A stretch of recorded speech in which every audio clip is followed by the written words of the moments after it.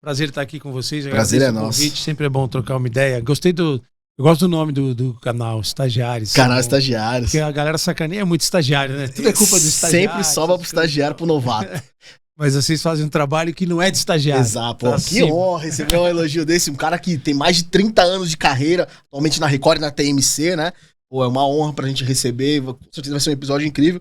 E pegando o gancho, a gente sempre tem essa pergunta clichê aqui no canal. Tem uma história que você lembra de quando você era estagiário e foi engraçado ou alguma coisa inusitada? Cara, assim, na verdade, eu fui pouco estagiário. Tá. Na verdade, quando eu comecei... Antes de começar a trabalhar como jornalista, eu jogava voleibol. Voleibol até profissionalmente, ganhei uma grana. Caramba, que legal. No Paulistano, no Pinheiros e no Banespa, que foi quando eu ganhei uma grana lá.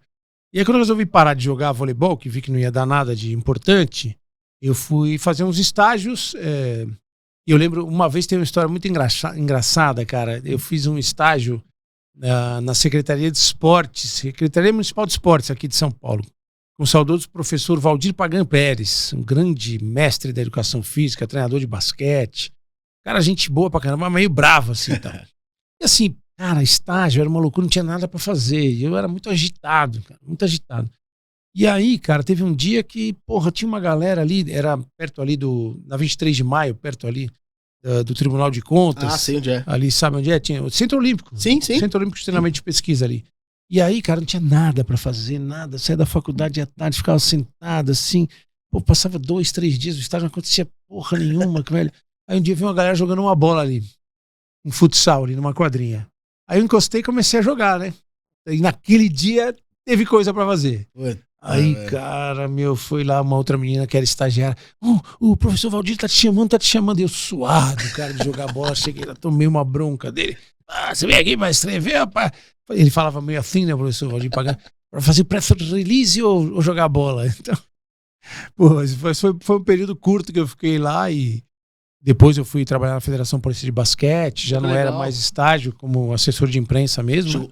Só trabalhar, não jogou basquete. Não joguei basquete, assim, a não ser na escola, de brincadeira, assim, mas aí já era um trabalho mesmo, eu ainda na faculdade, mas já era um trabalho mesmo e foi um lugar que eu aprendi bastante, que eu curti muito. Em 89, eu me formei em 89, né, na Casper Libero.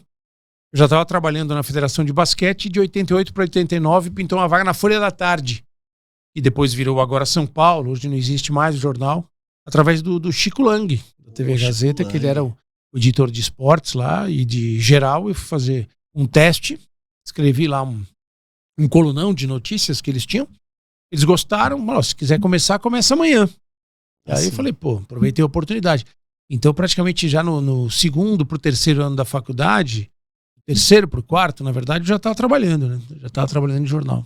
Desde sempre a ideia era jornalismo esportivo? Não queria fazer esporte, assim. Caramba, como que aconteceu isso? Não queria, porque assim, tinha coisa do meu pai, né? Meu pai narrador, Luiz Noriega, muitos anos, muito tempo. E era uma coisa que era muito marcado para nós, na família. As ausências do meu pai eram muito grandes por causa do trabalho, né? Então eu não queria aquela vida e tal. Então eu falava, vou fazer outra coisa. Mas maluquice, eu queria ser correspondente de guerra. Trabalhar com jornalismo internacional, assim, tal, correspondente internacional. Quando eu entrei lá na Folha da Tarde, estava no geral, aí me deram uma promoção para eu ser subeditor de internacional. Mas a Folha da Tarde era um jornal pequeno, né? Tipo assim, uma série B da Folha de São Paulo, vamos dizer. E não tinha muita cobertura internacional. Então, basicamente, eu ficava cozinhando o texto dos outros. Às vezes eu sugeria algumas coisas que foram bem legais. Eu ganhei até um prêmio interno lá por causa disso, que era 200 anos da Revolução Francesa, 20 anos da chegada do homem na Lua, né? Tudo isso em 1989. E aí eu fui mostrando o serviço, mas não tinha para onde correr. E um final de semana lá, eu não queria esporte, eu queria fazer outra coisa. Uma bobagem minha por causa desse negócio do meu pai, né? Os caras vão falar, pô, só porque filho do Noriega e tal, essas coisas, né? Queria me provar antes, né? O que é uma grande besteira, não precisa. E aí um dia eu tava lá no final de semana, já tinha fechado a minha página do Internacional, não tinha nada acontecendo no mundo aquele dia. E, pô, o esporte bombando. Aí o Fábio Sormani, grande Fábio, Rocco Sormani, deu um toque no José Roberto Malia, que era o editor de esportes, falou assim, pô, pega o Noriega ali, filho do Luiz Noriega, ele gosta de futebol e tal. Aí eu ajudei no final de semana. No outro final de semana, também tava molezinha no Internacional, o Malia falou, me ajuda de novo, acabou. Fechamos o jornal, ele falou assim, não quer vir trabalhar no esporte? Eu falei, pô, Malia, eu acho legal, curto e tal. Ele falou, quanto você ganha? Eu falei quanto eu ganhava lá, eu acho que eu vou conseguir um aumento para você, você topa? Aí você vem para ser repórter aqui no esporte. Eu queria ser repórter, né, para aprender. Aí passaram, sei lá, uma outra semana, um tempo assim, ele falou, ó, consegui um aumento para você. Vem pro esporte. Falei, fui, e aí comecei. Mas nessa questão de ser repórter de guerra, tinha alguém que te inspirava na época? Não, porque eu gostava muito da cobertura internacional, gostava de ver os correspondentes internacionais, aqueles boletins, né? Na época tinha Cílio Bocaneira, que era um cara muito, né? Um cara elegante, assim, fazia grandes matérias e tal. Eu gostava desse tipo de cobertura, né? Sempre gostei de geografia, né? Eu na escola. Essas coisas, e tinha um estilo de texto jornalístico, né? Na época ainda do final da Guerra Fria, né? Aquelas, Moscou alerta Washington, aquelas coisas, sabe? Eu achava legal isso aí. Acho bacana, ainda acompanho muito cobertura internacional. Conheci caras como Cabrini, por exemplo, Roberto Cabrini, que é um gênio do jornalismo, que faz esse tipo de cobertura. Eu tive a oportunidade de conviver um tempo, conversar muito com o Marcos Uchoa também, que é um baita de um repórter também, teve essa vida e tal. Teve também algumas muito de guerra. Não, o cara é espetacular, um cara preparadíssimo, tal. Curto bastante, assim, mas acabei indo para esse caminho do esporte, estando nesse caminho do esporte. Eu sempre falo que a gente não é jornalista esportivo, nós estamos jornalistas esportivos, mas somos jornalistas. Né? Qual que foi a primeira grande matéria assim que você lembra, que você fala assim, putz, cheguei no jornalismo esportivo? Lembra? Cara, assim, provavelmente foi alguma coisa na Folha da Tarde, assim, logo que eu entrei lá, a Folha da Tarde tinha um contrato com uma produtora de torneios de tênis, chamada Tavarik. Ela cobria muitos torneios de tênis. Eu sempre gostei, modéstia à parte, de ter um bom conhecimento de esportes em geral. E nas redações esportivas naquela época não era todo mundo que gostava de fazer outros esportes, né, chamados esportes amadores. Eu gostava de tudo. Conhecia uma galera do vôlei e tal. E aí, você não quer fazer um negócio de tênis? Eu comecei a fazer um negócio de tênis, fiz algumas coisas legais do tênis, assim. Mas na Folha da Tarde, cara, eu não vou me lembrar assim da primeira, mas eu me lembro de algumas entrevistas que foram bem, bem interessantes na Folha da Tarde. Me lembro também uma vez já no Diário Popular, que eu dei um furo ali, que foi a contratação do Basílio como técnico do Corinthians na época, né? E tal, todo mundo indo para um outro lado. Eu tinha naquela época uma informação que foi checada do Basílio, a gente foi fazendo. Mas tem uma matéria, cara, que eu gostei na época de jornal, ainda que me marcou profundamente, assim, pelo lado humano, de uma jogadora de vôlei, a Filó. Foi da seleção brasileira. Ericleia Bodziak, é o nome dela, um nome bem estranho, assim. Eu joguei vôlei e eu conhecia muita gente do vôlei, né? E aí tinha um zoom de que essa jogadora especificamente estava enfrentando alguns problemas com drogas, com problemas particulares com drogas. E o cara falou isso pra mim, eu vendi essa pauta lá, você vai fazer? Vou. Foi assim, cara, pra lá, vai pra cá, conversa com um, conversa com outro, conversa com um cara que jogou com você, que conhece o técnico dela, alguma jogadora da sua época que jogava no mesmo clube que você jogou, enfim, consegui falar com ela. E ela confessou isso, ela falou que tinha na época, eu me lembro da manchete, era Filó fugir do inferno. Ela admitindo isso, que tinha passado por esses problemas, que tinha roubado para comprar droga e tal, assim. E foi bem legal, essa matéria foi muito marcante, assim, como repórter, né? Mais de 30 anos, Tiagão, puta, tem tanta coisa, cara, né? Nossa. A gente pode ficar aqui uma semana que ainda vai faltar tempo. Pô, né? Passei sábado na casa da minha mãe, a gente estava fazendo um rapa lá das coisas dos filhos, né? Eu e minhas duas irmãs, a Renata e a Fernanda, e a gente começou a puxar algumas coisas. E minha mãe tem tudo guardado que eu fazia com ela. Cara, tem umas pastas desse tamanho, assim, com reportagem de jornal, umas 4, 5 pastas, revista, tudo assim. Eu vou dar uma catalogada, né? Pra ver o que vale a pena guardar e tal. Porque se for guardar tudo, tem muita matéria do dia a dia que não faz sentido guardar, né? Cara, eu vou começar com uma pergunta polêmica. Manda. O que faz um comentarista ser referência pra um torcedor como você? Porque aí, vou colocar minha opinião. Sim. Cara, você é uma referência, assim... Vou ser sincero, um do Alconcura, assim.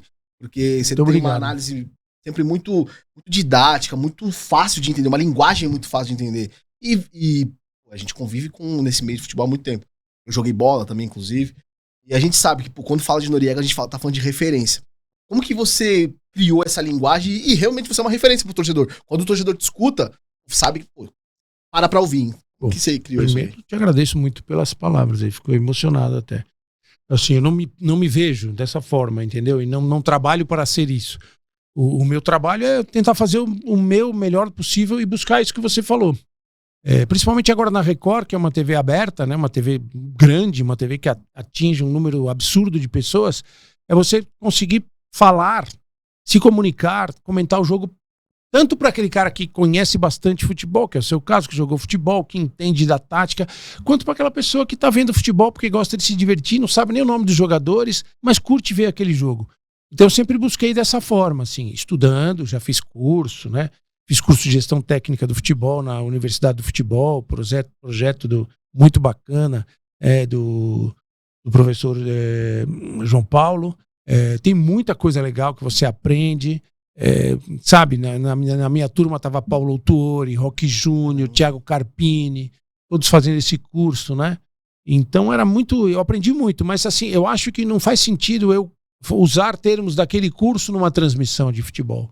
Acho que o meu dever como comentarista é tentar explicar o jogo da maneira mais simples para que todo mundo possa ouvir, né? Destrinchar o jogo, né? Traduzir o jogo. É um desafio que eu tenho. Talvez nem todos achem que eu consiga, mas se uma parcela acha que eu consigo, eu acho que já é uma vitória, né? Como é que vou pegar esse gancho então, como é que foi fazer esses cursos com essa galera que realmente é da bola 100%, né? Tem alguma coisa que você consegue tirar dali pra sua análise ser mais direta? Do curso, você fala? Sim, curso. Tem muita coisa que tem muita coisa que você aprende ali, que você tem acesso a um tipo de informação, de análise que os profissionais do futebol fazem. Analista de desempenho, o Eduardo Barros, se não me engano, foi auxiliar do Fernando Diniz. Ele deu um curso maravilhoso sobre a questão de táticas aplicadas a sistemas de jogo, né? Porque são coisas diferentes, tática, sistema de jogo, esquema tático. Ele tinha trabalhado na base do Novo Horizontino, então ele passou uns vídeos. Então você começa a entender situações que às vezes você está vendo no jogo, mas você não consegue entender ao ponto de você conseguir explicar, né? Então é muito do professor João Paulo Medina, né? Para falar, estava esquecendo o nome do professor aqui, que é um cara espetacular, uma história no futebol, assim, e ele optou por buscar levar esse conhecimento para as pessoas através da Universidade do Futebol, dos cursos da Universidade de Futebol. Eu fiz um curso também que é preparatório para você poder dar aulinha de futebol para criança. Foi sensacional esse curso, cara, né? Do lado lúdico, né, do futebol. Então eu aprendi muito e ali você tem a oportunidade de conversar com as pessoas, com caras do futebol que estão lá fazendo aquele curso também, né? Eu sei que o Paulo Calçade, que é um colega que eu admiro, respeito muito, fez esse curso também. Então, assim, são essas situações e que você aprende coisas que você não tem acesso naquele seu dia a dia. E eu acho que a gente não deve ficar preso só a ver o jogo, pegar os dados que você tem nos aplicativos, analisar estatisticamente, só resultado. Então, ali teve uma coisa que eu lembro de um termo que era o Eduardo Tega, que era um dos coordenadores do curso, que não está mais lá na Universidade de Futebol. Ele fala pedagogia Ele fala da pedagogia da terra, do terrão, pedagogia da rua no futebol, que era uma coisa que eles estavam voltando. Por quê? Estudando, analisando, eles tinham entendido que aquilo que você aprendia jogando futebol no terrão, na rua, você estava perdendo, que era uma coisa da diversão. Então, através desse curso, você tinha acesso a informações e detalhes que você não tem no dia a dia. Por exemplo, que clubes grandes do futebol brasileiro estão levando os meninos da base para treinar 1, 2 vezes por dia num terrão, na várzea. O Palmeiras faz isso. Tem um campo, né? Tem um campo que eles pediram para faz um campo ruim aí, para a molecada jogar no campo ruim, entender. Então essas coisas são muito legais. E aí você começa a entender processos, né? Como é que você trabalha a formação de uma equipe, quanto tempo isso demora, como é que você adapta o seu time ao adversário, as alterações. Então eu aprendi muito, muito. E sempre que tem alguma coisa eu ainda vou fazer. Estou fazendo um curso agora de arbitragem da Federação Paulista de Futebol, tudo. Porque a arbitragem vai mudando, tal. Você tem que estar... E eu adoro arbitragem, né? Tem o Sálvio, que é o nosso comentarista da Record, que para mim é o melhor comentarista de arbitragem que tem por aí. Fiz um curso com ele na CESP, na nossa Associação dos Cronistas Esportivos, né? Foi uma ideia minha, inclusive na época como diretor, voltado para jornalista, né? Porque o jornalista às vezes acha que entende pra caramba das coisas, né? Várias nuances. E não entende nada. E tem que estudar, né? Esse é um dos defeitos que eu acho que o jornalismo tem em alguns aspectos, de achar que está preparado para tudo. Não, a gente tem que se preparar sempre, tem que ir se corrigindo, aprendendo, ouvindo quem teve uma experiência que a gente não tem, pra gente aperfeiçoar nosso trabalho, né? Aqui a gente vai avançar um pouquinho, depois a gente Bora, volta, você que manda. A gente vai misturando os assuntos aqui que... Se eu estiver falando muito, me fala. A gente tá pra ouvir histórias. E aí eu vou pegar um outro gancho disso que você falou. A gente recebeu o Paulo Turra aqui, o professor Paulo Turra. Sim. Ele falou basicamente o que você disse agora de repente, nos cursos, você colocar didaticamente, né, para as próximas gerações. E aí eu queria te fazer essa pergunta. Como que você vê os técnicos hoje, no sentido de que a gente teve muitos técnicos vencedores no Brasil? Sim. Os mais famosos, enfim. E só que a gente não tem nada documentado. Um dos pontos que a gente trabalhou com o Paulo Turra numa resenha aqui no canal. Como que você vê isso, a importância disso para a nova geração de treinadores? Assim, o Paulo Turra esteve com a gente no programa lá no Esporte Record há algum tempo e até me deu o livro dele. A gente também, ele também que é bem bacana o livro dele. Legal.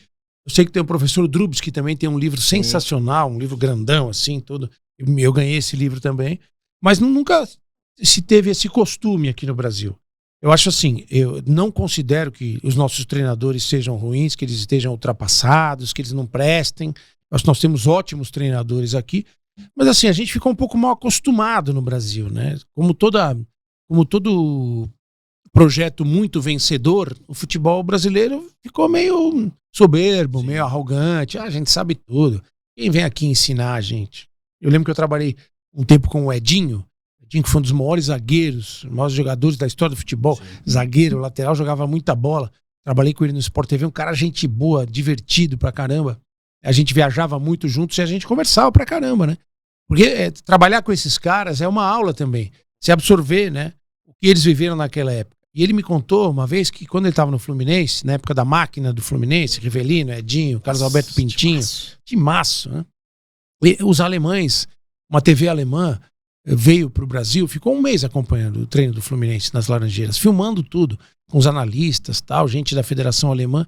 Eles falavam assim, a gente quer entender por que vocês são tão bons. Por que vocês fazem de diferente que vocês são tão bons? E acho que para mim teve um ponto, Thiago, de ruptura, vamos dizer assim, que começa a romper.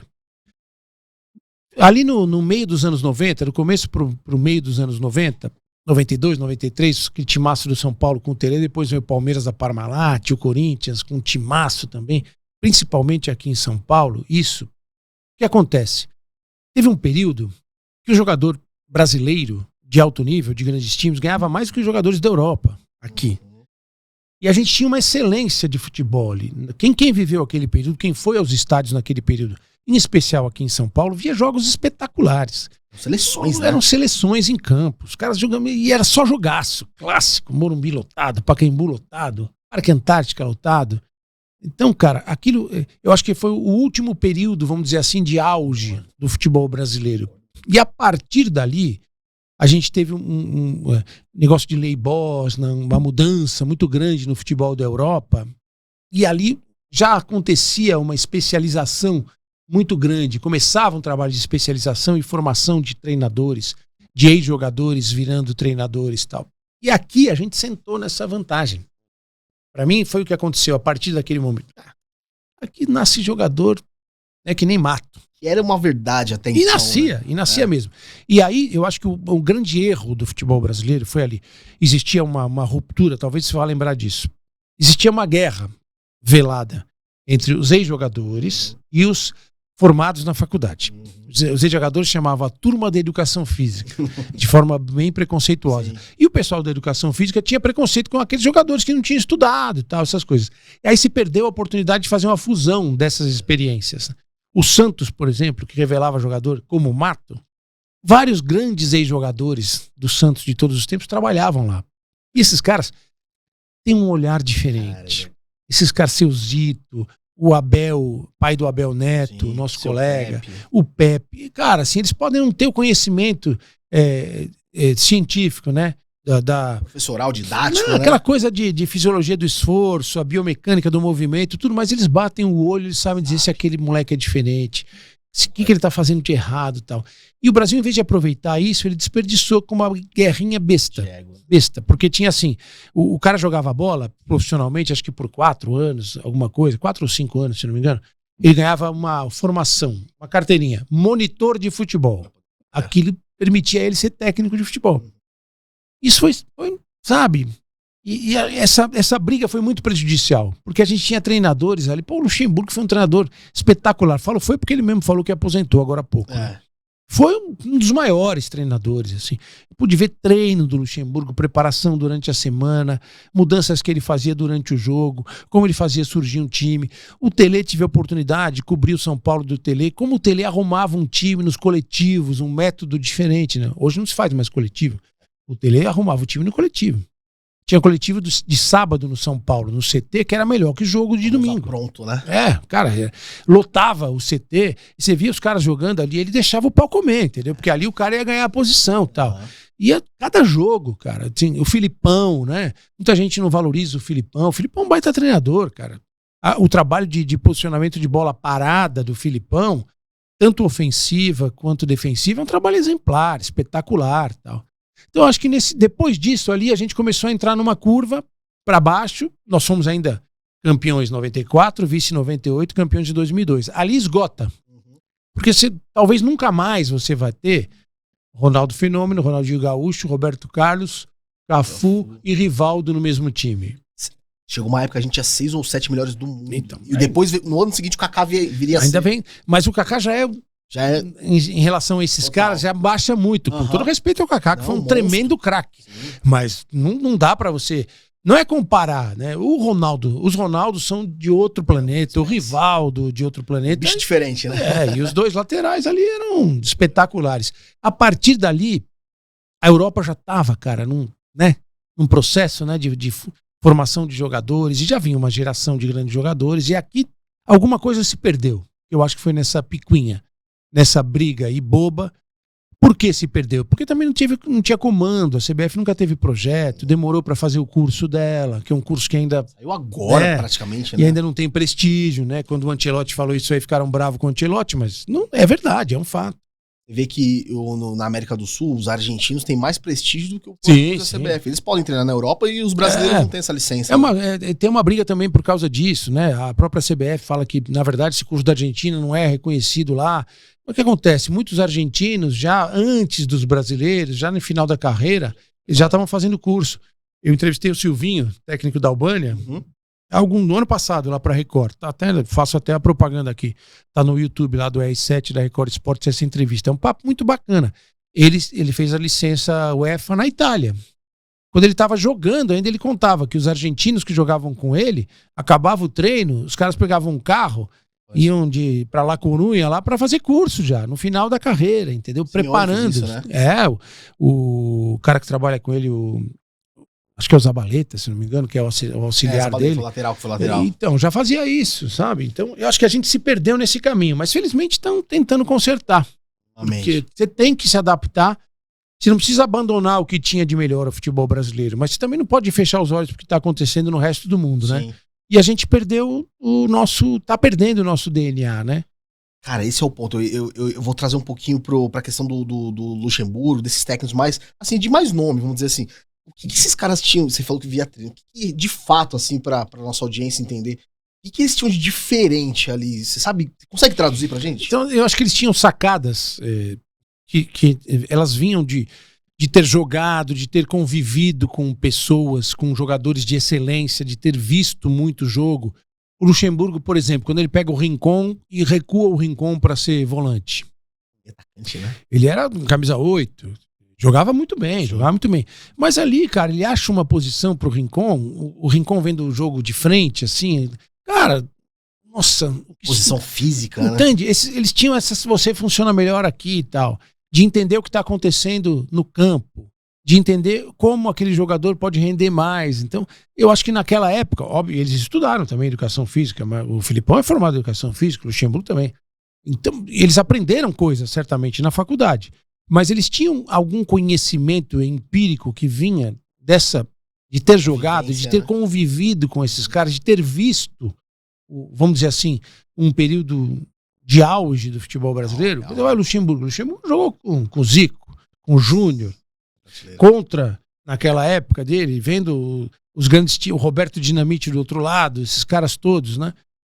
Falcão, e é isso que você vai aprendendo. E outros caras que a gente que eu não posso deixar de citar aqui o Minelli, por exemplo, foi um treinador espetacular, Rubens Francisco Minelli, né, de sacadas, né, de entender que a preparação física ia ser fundamental no futebol já ali no meio da década de 70, né, antes dele, um cara também que não é tido muito como um grande treinador, vai mais pro lado do personagem, mas foi um grande treinador, com o Oswaldo Brandão, que eu escrevi o livro dele e tal. O Brandão tinha sacadas geniais, já percebia coisas antes, né?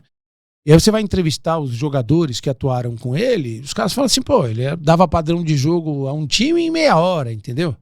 Era uma outra época, que você não ensinava na faculdade o futebol, mas você aprendia naquela vivência. Então, a fusão desses mundos, eu acho que ela pode ainda salvar nosso futebol. Porque, cara, eu comentei a final da Copinha ontem, um jogaço, um jogo maravilhoso. Mas você pega, vamos pegar, faz um exercício aí, todo mundo, pega uma final de Copinha dos anos 90, anos 80. Outro esporte parece. Que tinha de drible, que tinha de tabela. Era um jogo diferente, né? Hoje parece também meio mecânico, tudo, né? Muito repetitivo, muito... Eu acho que não se pode tirar a ousadia dos jogadores. Aí você vai ver os jogos da Premier League, da Champions League, os caras estão driblando lá, tem ultrapassagem, tem tabela, tem triangulação. Por que eles fazem lá e a gente não faz aqui, né? O gancho que você falou também, e o Luxemburgo fez com o Sérgio Ramos. O Sérgio Ramos é o Sérgio Ramos, o cara do Luxemburgo. Esse é só um detalhe, então, né? Ele tinha umas sacadas, assim, o Vanderlei tinha umas sacadas, e às vezes a gente brincava com ele, eu tenho muita amizade com ele, brincava assim, você escalou o time errado no primeiro tempo. Tinha gente que falava que era verdade isso, falava que para arrumar no segundo dizer que você era bom. Ele fala, vocês são tudo maluco e tal. Mas assim, o Tele nem era, eu vou falar para você assim, o Tele nem era um grande estrategista, mas ele armava tão bem o time dele. O time dele funcionava tão perfeitamente e ele melhorava os jogadores. Acho que esse talvez seja a principal função do técnico. O pintado técnico do Velho Clube hoje. Quando ele chega no São Paulo, quando ele sai do São Paulo, ele é outro jogador. A gente via os treinos, ele enchia o saco dos caras. Os caras ficavam por aqui com ele. Mas você vai conversar com os caras hoje, como eles agradecem a ele. Ele ensinava os caras a dar um passe, a virar o jogo, a cruzar. Eu tava no treino do Cafu, famoso treino do Cafu. Famosa essa aí. Cara, não era só eu, tinha um monte de gente vendo o treino, porque naquela época a gente via treino. E os caras não acertavam o cruzamento e tal. Vai, cruza o senhor aí. Ele foi lá cruzar. Ele e o Valdir de Moraes, seu Valdir de Moraes. Seu Valdir de Moraes. Cara, parece piada o que eu vou falar. O Valdir de Moraes e o Tele, eles tinham um joguinho, uma brincadeira no CT de São Paulo. Eles penduravam um cesto de lixo, assim, amarravam na grade e ficavam chutando a bola pra dentro do cesto de lixo. Você não faz ideia do nível de acerto desses caras. Assim. Já eram mais coroas. Já assim, coroa, assim. Impressionante o jeito de bater na bola. Então, eu acho que isso principalmente na base tem que ter isso. Né? Base é montar jogador, é formar jogador. E você vê, ontem o jogo foi muito bom, o Cruzeiro com o São Paulo, tem ótimos jogadores ali. Mas você vê alguns jogos da base, alguns jogadores da base que sobem pro profissional, cara, com um caminhão de defeito técnico. Isso é inadmissível. Acho que a base, e também é uma opinião minha, a base tá mais preocupada hoje em ganhar títulos do que formar os jogadores. E ganhar título e vender jogador, né? Eu acho que é muito isso, né? O negócio acaba se impondo, né? Muito. Aí já desde muito cedo, o moleque aí tem 7, 8 anos, já tem empresário, já tem contrato e tal. Rede social bombando. Não pode, cara. Ele é uma criança. Ele tem que ser criança. Lembro de uma história que o Muricy contou quando ele foi pro Flamengo. Ele foi ver uns treinos da base do Flamengo, né? Tempo que eu trabalhei com o Muricy lá no Sport TV. Ele tava contando, Nori, fui lá, 10 minutos, tinha um cara já com relógio, falando, vai estourar, tal. Não, aí ele falou, e a bola? Quando é que eles vão jogar a bola? Não, porque tem que controlar a carga, isso aqui, o Muricy, não, acabou isso aí. Esses caras são moleque, crianças, eles têm que ficar com a bola, eles têm que jogar a bola, gostar da bola. Eu acho que essa é uma função da base que a gente acaba perdendo. Tá. Será que tá aí nesse detalhe, então? Porque aquela velha pergunta que a gente sempre faz, por isso que não existe mais camisa 10? Eu acho que assim, o camisa 10 acabou morrendo, eu acho que por uma necessidade do jogo, né? Uma necessidade tática e competitiva do jogo. Aqui no Brasil, você teve uma época que se formava muito volante, cara, tinha que ser combativo e tal, essas coisas. Essas coisas de marcar, cobrir lateral e tal. E o camisa 10 passou pro imaginário nessa época como um cara lento, que não combatia e tal. E não é nada disso, né? O próprio Ganso foi vítima desse tipo de preconceito, né? E são jogadores geniais, espetaculares e tal. E talvez o camisa 10 de hoje não seja mais o camisa 10 que a gente se acostumou a ver até os anos 80, 90 e tal. Ele é um outro tipo de jogador. Mas ele pode ser o cara cerebral, vamos dizer, não ligando o número ao jogador, à função, mas muitas vezes você tinha cara que não jogava com a camisa 10 e era camisa 10. O Pelé jogava com a 10 e nunca foi meia armador. Embora ele fosse tudo que ele quisesse. Tal. O Zico jogava com a 10, mas era muito mais 8 do que 10. Então, você tem um Toni Kroos, um Modric. São os caras que dão o ritmo, né? Que entendem, opa, agora não é hora de acelerar. Agora é hora de segurar, agora vamos segurar. E esse jogador tá morrendo na base, porque o cara forma, talvez com uma necessidade ou uma cobrança do próprio clube de vender muito rápido. Preciso me adaptar, porque esse cara tem que vender para o mercado europeu, ele tem que fazer isso, isso e aquilo. E a gente deixou de formar jogador. Eu falo há muito tempo, tem gente que fica maluca comigo, que as escolas de futebol estão morrendo. Tá ficando tudo igual. Você tinha a escola brasileira, que era aquela coisa, né, do improviso, do drible, da arte, né, do cara que do nada tirava uma jogada maluca, o chute do Nelinho, o chute do Éder, a falta do Zico, o calcanhar do Sócrates. Você tinha a escola argentina de aproxima e toca e tabela, aquele jogo de muita técnica. Aymar. A escola velha inglesa, que morreu pro bem do futebol, né, que era aquela coisa horrorosa, só de cruzar. Nem a Escócia mais joga desse jeito. Você tinha a turma lá do Danúbio, que eles falavam a escola do Danúbio, primeiro a Áustria, depois a Iugoslávia. Timaços de muita técnica. A escola alemã, eficiência com muita técnica. A Holanda, que sempre tinha ponta. Carrossel. Então isso aí tá morrendo, tá todo mundo jogando muito parecido hoje. A Espanha hoje tem uma escola, né, que eu acho, que às vezes é meio chata de ver até. Sim. Irrita, porque toca. Cadê o gol? Mas assim, eu imagino que seja desesperador jogar contra a Espanha. Porque você não pega na bola. Tá correndo atrás da bola, né? O tempo inteiro. Até grandes seleções. Sim. Quais são os últimos camisa 10 que você consegue falar assim, pô, esse aqui era um 10 clássico? O Ganso, acho que. Eu me lembro assim. Você acha? Desse estilo que a gente se acostumou aqui a ver, talvez no Brasil, o Ganso. Talvez Everton Ribeiro, não. Então, o Everton já é diferente, né? Diferente, né? O Ganso era uma coisa assim bonita de ver jogar, né? Clássico, né? Levantava a cabeça, um passe pra cá, um passe pra lá. O Arrascaeta, ele é mais um Zico, né? Sem comparar, pelo amor de Deus, que pra mim, depois do Pelé, o melhor foi o Zico dos brasileiros. Mas ele tem um pouco dessa função, né? Pica o jogo aqui e tal, só que ele é mais perto da...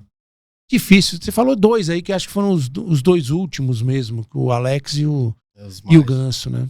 E fala pra mim, como é que foi a sua chegada na TV? Lá atrás, saindo do jornal, e a primeira aparição na TV, como é que foi? Então, teve uma época que eu tinha saído de jornal e o Tata Muniz, repórter da Bandeirantes, tudo, ele tinha uns projetos e tal, tinha um programa de TV. Até o Tomás Rafael, que trabalha comigo na Transamérica, a gente fez uns programas juntos lá com o Tata. E na faculdade, ainda na Casper Libero, um pessoal da TV Gazeta, porque como era na faculdade, né, a gente não tinha muita estrutura como tem hoje as faculdades. A gente usava os equipamentos da TV Gazeta, da Rádio Gazeta, quando sobrava tempo e tal. Então a gente fazia laboratório de TV, era na garagem do prédio da Gazeta, lá embaixo, montava um estúdio meio improvisado. E eu fiz lá um dia a apresentação de jornal e tal. E o câmera tava lá, o câmera tinha trabalhado na TV Cultura, lembrava do meu pai, tudo assim, falou assim, pô, você é filho do Noriega, pô, você vai bem, aí apresentou bem o jornal e tal. Eu posso mostrar essa fita pro cara da Gazeta? Tal? Pode, mas eu falei, cara, vai mostrar. Nada. Aí um dia o cara me procurou lá na faculdade, pô, tal, quer fazer um teste e tal. Cara, eu acabei não indo, porque eu queria fazer jornal escrito. Jornal escrito. E aí teve um tempo que eu montei a operação editorial de um projeto de internet aqui no Brasil chamado Esporte Já, no final de 99, começo de 2000. E a gente já fazia naquela época, na primeira bolha da internet, a gente já fazia programas de vídeo, muito parecidos com um podcast de hoje, assim. E a gente fez um projeto lá para transmitir a Olimpíada de Sydney e uns jogos da seleção brasileira, em parceria com a Rádio do Cajuru na época, a Rádio K e a Rádio Nova FM aqui de São Paulo. E a gente tinha programas de vídeo e tal. E eu fiz um comentário de jogo, uma vez, com o Juarez Soares, grande Juarez Soares. Esse é um dos mestres, assim. E por uma dessas coincidências da vida, meu pai tinha feito o teste de Juarez Soares na Rádio Tupi, quando ele entrou. Ele falou, o garoto é bom, tal, assim, tal. E o Juarez estava me contando essa história. A gente transmitiu o jogo, tal, acabou o Juarez falou assim pra mim, vou te falar uma coisa, você guarda pra você essa... Assim, se você quiser ir pra esse caminho de comentário, você leva jeito, você vai bem. Pensa nisso. Aquilo ficou matutando na minha cabeça e tal. Eu fui trabalhar na Rádio Bandeirantes, fiz alguns comentários lá, tal, mas não curti muito no período. E recebi um convite para trabalhar no Sport TV, começar a fazer umas coisas no Sport TV em 2001. Produção, reportagens especiais, eram 10, 12 programas, que acabaram virando 20 programas. Superstição no futebol, misticismo, contar histórias e tal. E acabei entrando no Sport TV por outra porta, para ser editor de texto. No meio de 2002, eu já contratado como editor de texto do Sport TV, Pascoal Filho e o Daniel De Paula, trabalhou comigo na Gazeta, foi comentarista durante muitos anos lá no Sport TV. O Daniel me encostou em mim um dia e falou assim, cara, a gente tá precisando de comentarista, ele já era comentarista lá. O Pascoal perguntou se você não quer fazer um teste aí. Eu fiz um teste, o Daniel fazendo a função do narrador e eu a de comentarista, assim. Numa sala como essa, tal, como se tivesse um pré-jogo, essas coisas assim. Gravaram, levaram a fita lá pro... Naquela época tinha que levar a fita ainda. Tinha que levar. Levaram a fita pro Pascoal lá no Rio, o Pascoal gostou, tal, falou, você topa? Eu falei, pô, mas tô contratado aqui. Aí ele falou assim, pô, cara, vaga eu não tenho como contratado, mas eu tenho como freela. Aí eu falei, pô, Pascoal, mas não, quanto você ganha? Eu falei, quanto era o meu salário lá, assim. Eu falei, mas assim, eu não sou contratado. Então, eu falei, vou fazer um cálculo aqui e tal, pra te compensar um pouco assim. Você vai ganhar um cachê por jogo, que no final do mês eu garanto pra você que vai ser esse número aqui. Eu falei, se você garante, tudo bem, vambora. Aí comecei a arriscar. Em agosto de 2002, eu comentei meu primeiro jogo. Não lembro o dia de agosto, mas sei que foi em agosto.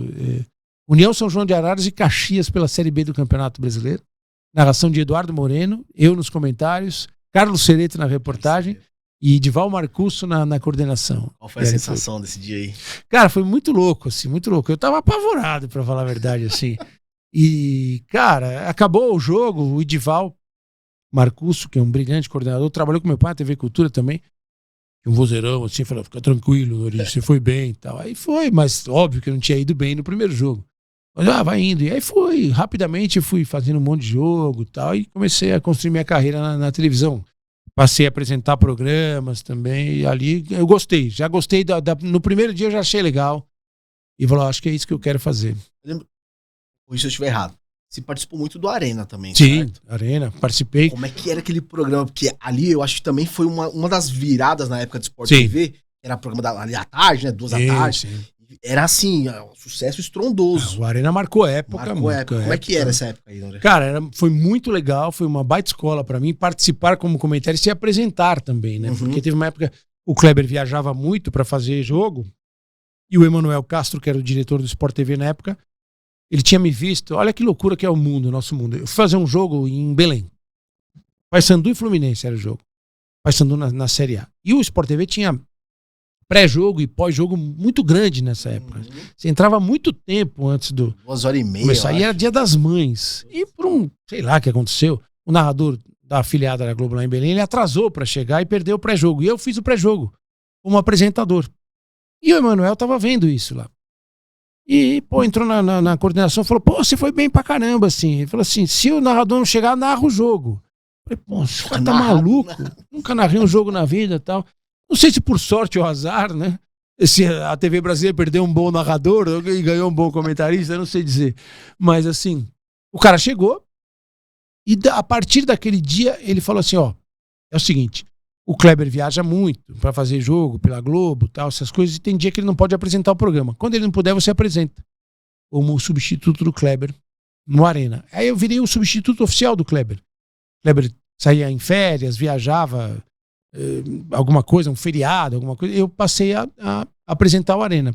E depois que o Kleber parou de apresentar o Arena, eu fiquei como apresentador por um tempo do Arena.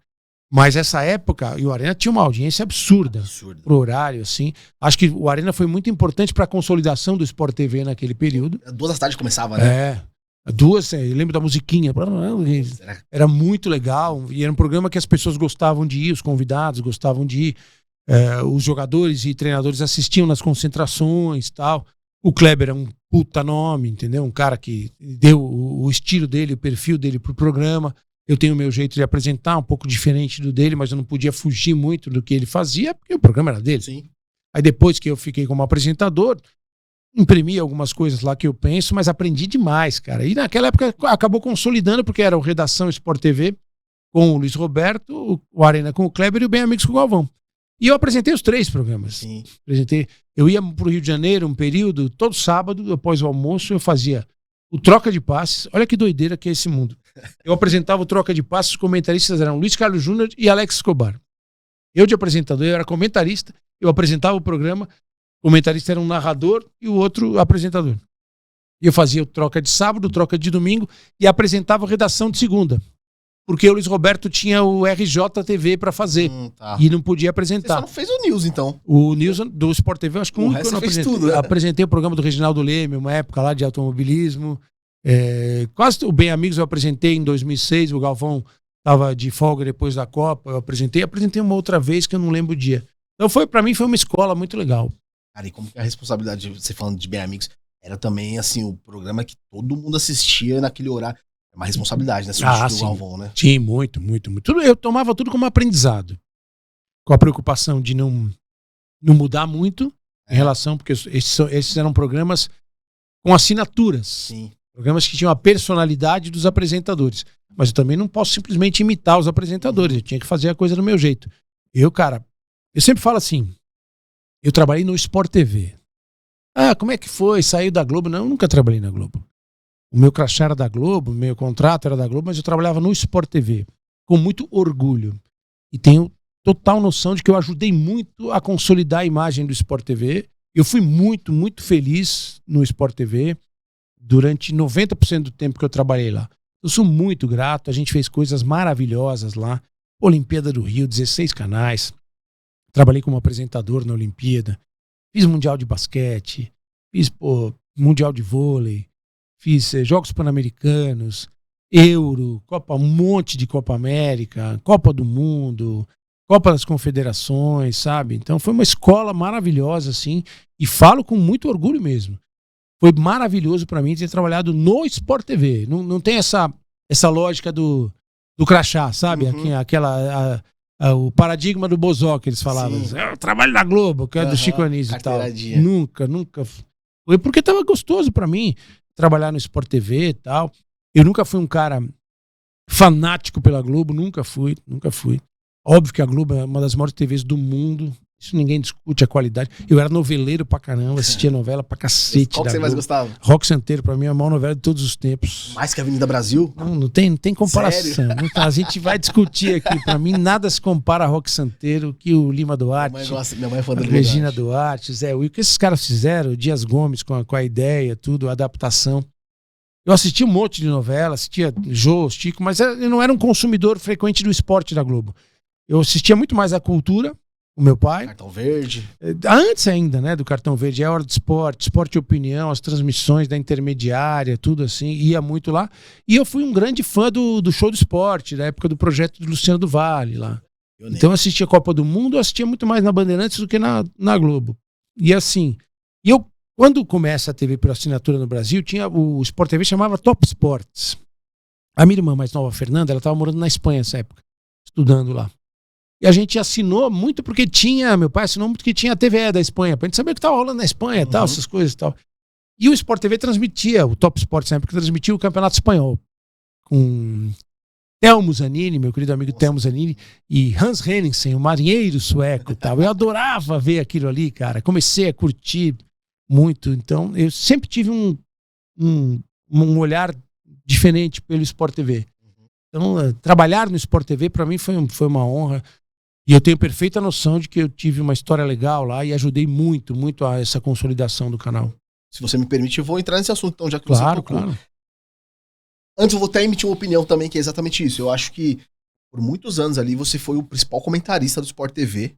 Esse é um consenso no meio da bola que a gente conversa. E não é puxação, rasgação de seda, não, nem nada. Mas é como eu te falei no início do nosso papo. É uma forma diferente de comunicar, né? Então você conseguia traduzir para o público médio, como a gente diz, até o mais assíduo, assim. Eu lembro que quando eu vi a notícia, por acaso eu vi a notícia que você tinha saído do esporte da Sport TV, eu tomei um choque, confesso. Falei, Como assim, cara? Os caras abriram mão do melhor comentarista da época. E eu queria saber como que foi essa saída pra você. Eu já ouvi algumas vezes, né? Mas se você puder contar pra nossa audiência, claro, sem como problema. é que deu essa transição de saída.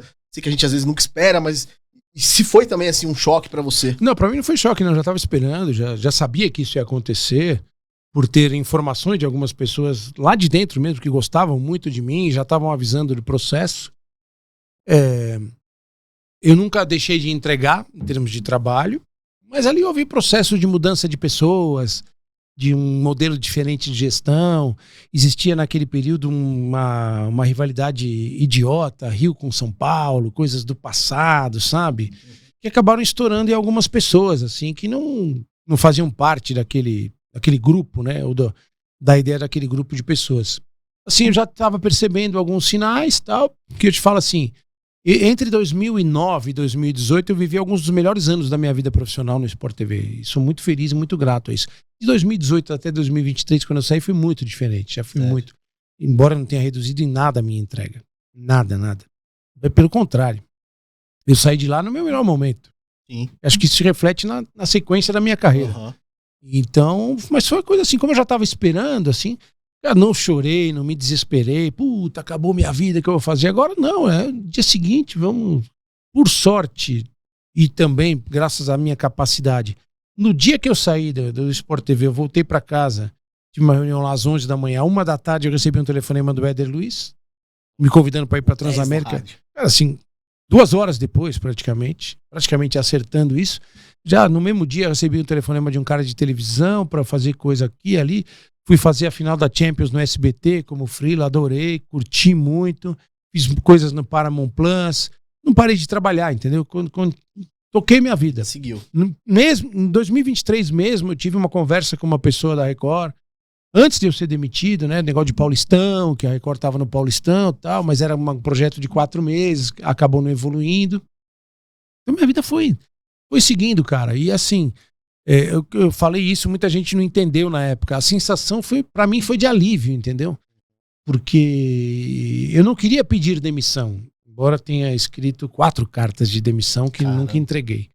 Porque assim, eu tinha alguma coisa para receber 4 lá. 4 cartas nesse período. 4 cartas nesse período, Caramba. de 2018 a 2023. Estão lá, guardadinhas, arquivadas. Eu não queria pedir demissão porque eu tinha uma grana para receber, entendeu? Sim, justo. E achei que eu merecia receber aquela grana por uma questão legal, trabalhista, mas foi... Não... Tenho muita saudade dos amigos que eu fiz lá, dos poucos bons amigos que eu fiz. A maioria eu tenho contato até hoje. Aprendi muito, sei que estou lá, marcado na história. Se não estou enganado, eu, Milton Leite, Ricardo Rocha e toda a equipe, né, na transmissão da final da Copa América do Chile em 2015. Até hoje é a maior audiência da história da TV por assinatura do Brasil em números absolutos, né? Porque tinha muito mais assinante naquela época. Então, a gente marcou coisa, ganhou muitos prêmios trabalhando pelo Sport TV, tudo. Mas assim, eu não me via mais como parte daquela coisa, né? Não por algum problema meu. E assim, algumas narrativas, algumas justificativas que eu vi depois são absolutamente mentirosas. Porque são cortes financeiros. Não estava nem de longe entre os caras que mais ganhavam lá. Não chegava nem perto de alguns salários. Isso é mentira. Até porque um cara lá falou pra mim assim, fica tranquilo que você não tem um selo na testa pra ser demitido por causa de salário astronômico e tal. E falou o nome de uma outra pessoa que eles acabaram demitindo. É uma falta de ética absurda. Sim, isso. Então, cara, é uma coisa que tá muito bem resolvida na minha cabeça. Guardo as boas lembranças, os bons amigos. E tô muito, muito, muito feliz na Record e na TMC. Mas muito feliz. Aquela questãozinha de talvez eles terem reduzido aqueles quadros que eles mandavam pra Copa. Foi um fator que foi te deixando mais... Não, acho que não tem nada a ver. Tem nada a ver. Escolha pessoal. Eu não me encaixava numa certa turma lá. Não só eu, outros também não se encaixaram. Puxa, grande saída. E aí você vai ver assim que alguns saíram por demissão, outros fizeram um acordo para sair, entendeu? Resolveram sair por conta própria, né? Que é uma mudança, né, de mercado, assim, de coisas. As pessoas, puta, eu vou ficar na Globo a vida toda, quero... Hoje as pessoas não pensam assim, né? Sim. E assim, foi a única coisa assim que eu acho que não é que me machuca, mas que é um constrangimento, assim, porque eu acho que não se deve trabalhar assim, né? Eu sei, hoje, soube logo depois que, enquanto eu ainda estava trabalhando lá, havia pessoas sendo consultadas para o meu lugar. E o cara falava assim, não, é pro lugar do fulano, tal. Não foi só comigo, fizeram com outras pessoas. Mas isso aí vai da índole das pessoas, né? Não é da empresa, isso há pessoas, lógico. Pessoas que às vezes não representam a instituição, né? Não, pô, é indiscutível o que é o Sport TV como marca e que é a TV Globo como empresa. Isso aí Aí você tocou num ponto de e faz parte do mercado também essa renovação, né? Mas eu imagino assim, pô, a gente teve a sua saída, teve a saída do Kleber, teve a saída, pô, de tantos outros. Casagrande, Jota Júnior, cara, Casagrande, que já esteve aqui com a gente, inclusive. O que você vê nesse movimento? A renovação, ela é necessária em todos os aspectos, sem dúvida nenhuma, mas às vezes a gente precisa renovar para algo que seja talvez melhor ou igual. Para mim a renovação é essa, é do pior para o melhor. Como que você vê se dá essa renovação? Somente porque o público mudou ou realmente é porque entrou um grupo X que quis revolucionar a roda? Sim, até meio difícil falar, né? Eu não tô mais lá, entendeu? Sim. Parece até eticamente fica complicado falar de uma outra empresa, tal. Trabalho, como eu te disse, estou na Record, na TMC, muito feliz, sou muito bem tratado nas duas empresas. Pô, parece que eu trabalho há 10, 12 anos nas empresas, pelo ambiente, pela forma como eu fui recebido e tal. Acho que assim, às vezes você tem diretrizes da empresa e às vezes você tem diretrizes que são de grupos de pessoas, né? Não sei te dizer. No meu momento lá, eu entendi como um cara que não fazia parte de um grupo de pessoas, de um grupinho lá. Entendi. Eles não tinham interesse em que eu continuasse por eu me comportar de uma forma diferente, né? Não aceitar certo tipo de coisa. Não só eu, os outros. As pessoas que saíram naquele momento ou foram saídas, acho que muito aconteceu por causa disso. Mais ou menos parecido, né? De não serem da turma, vamos dizer assim, né? Não estou dizendo que quem ficou porque é da turma. Sim. Mas, então, assim, é uma coisa que para mim é muito bem resolvida, sabe? Muito tranquila. Águas passadas. Como que você vê a mudança do jornalismo mais naquela old school, vamos dizer assim, para hoje? Como que você vê essa diferença? Tá muito diferente mesmo, Noriega? Assim, o jornalismo ficou mais informal, né? Ele ficou menos sisudo. Ele tenta fazer uma comunicação mais leve, né? Por uma influência das redes sociais, eu acho, né? Esse é o ponto. Porque assim, não tem jeito, um bebe do outro, né? As redes sociais, em forma de vídeo, elas foram... Como que elas começam, né? Elas vão beber aonde? O que existe de fonte? Existe a televisão, como vídeo. A televisão aberta, óbvio que ela influenciou por assinatura, a por assinatura influenciou a aberta, o rádio influenciou as duas, aí chega a rede social, vamos começar a fazer vídeo.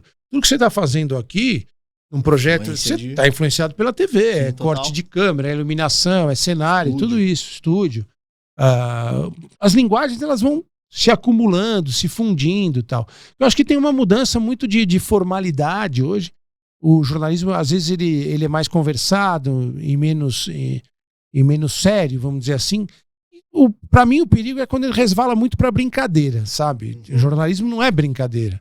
Ele pode ser leve, ele pode ser divertido em alguns aspectos, mas ele não é uma brincadeira, ele é uma coisa muito séria. Né? O que me assusta um pouco, assim, e nada contra, hein? Nada contra. Pelo contrário, cada um está defendendo o seu. Você vê o influenciador digital. O trabalho que ele faz é muito diferente do trabalho do jornalista. Então não pode ter essa mistura, né? E às vezes eu acho que tem essa mistura. Porque ele está fazendo um trabalho ali que é um compromisso de uma produção de conteúdo para entretenimento e tal. O jornalismo carrega uma responsabilidade, uma coisa, né, de mais seriedade, de checagem, de apuração, né? Eu vejo dessa forma. Você acha que as redes sociais mais atrapalharam? As redes sociais, assim, né, questão de influenciadores e afins, mais atrapalham ou mais ajudam o jornalismo? Então, cara, eu acho assim que eles são coisas diferentes. Eles não podem se misturar. Tem que saber separar água e óleo, sabe? Não tem como. Estava vendo até um vídeo que foi postado recentemente de um cara que estava vendo a produção de conteúdo dos influenciadores no clássico Corinthians e São Paulo. Então ele tá fazendo o vídeo das gravações dos caras gravando, dos reacts ali, tudo assim. É uma coisa meio assustadora, né, cara? Esse tipo de linguagem, a mesma coisa, tal. Alguns jogos pela Record, eu comentei dentro de campo, assim. E tava essa galera defendendo deles lá, trabalhando e tal. Mas tinha hora que me atrapalhava, cara. Porque é uma gritaria, um negócio, o cara fala palavrão, não sei o que lá. E eu tô ali prestando atenção no jogo, tentando passar uma informação e tal. Então, acho que faz parte, porque é um mercado que existe hoje. É uma forma de você contar histórias. Alguns contam muito bem mesmo. Fazem vídeos ótimos, que acho que são vídeos que devem ser estudados e aproveitados pelo jornalismo, mas outros fazem só bagunça, sabe? Não é muito. Mais desinformação do que a própria informação. Isso tem muito, né? Tem muito, porque informação, ela pressupõe checagem, confirmação, fontes e tal. E às vezes o cara faz o canal dele e dá como se fosse uma notícia, porque ele ouviu um outro falar tal. Sem apurar nada. Às vezes chupa aquela informação de outro cara e vende como se fosse dele e tal. E isso prejudicou muito o jornalismo, porque o cara que consome, ele acaba achando que é tudo a mesma coisa. Mas não é. A gente fez eu fiz essa pergunta para um outro convidado nosso e eu queria ouvir de você. Como é que você trabalha, ou trabalhava mais atrás, na questão da informação, se você tivesse uma informação privilegiada, como equilibrar essa informação? Às vezes pode soltar a fonte, às vezes não pode. Sim. Como que você equilibrava isso no começo de carreira? É checagem, né? Checagem. Como eu te falei, eu já dei furos, reportagens, informações minhas exclusivas boas e já tomei barriga também. Eu acho que o pior problema para um jornalista, para um apurador, é confiar demais na fonte. Se você começa a confiar demais na fonte, não dá uma checada, você vai dançar. Essa fonte vai acabar te usando em algum momento. Isso faz parte do jogo. Sim. E aí você tem que conseguir medir, analisar se você pode confiar, né? Muitas vezes o cara tá querendo te usar para dar uma informação, né? Supervalorizar um atleta. Supervalorizar um atleta, conseguir uma venda, tal. Desmentir uma outra informação. Mas que é verdade. Que é verdadeira. Mas já usei, por exemplo, o próprio WhatsApp para checar informações durante transmissões, para dar informações e tal. Teve uma vez contratação de um jogador, a gente estava em Ribeirão Preto, não lembro qual era o jogo, um grande contra o Botafogo de Ribeirão Preto, e o grande estava contratando um jogador e o cara, a minha fonte na época, ó, já assinou, pode ficar tranquilo que é isso aí. Eu dei uma verificada com outra pessoa, batia tudo assim, mas não precisava nem verificar, porque o cara que estava me passando a informação estava sabendo de tudo. Era a pessoa interessada naquele negócio. Então você vai, assim, acho que você constrói credibilidade através disso aí.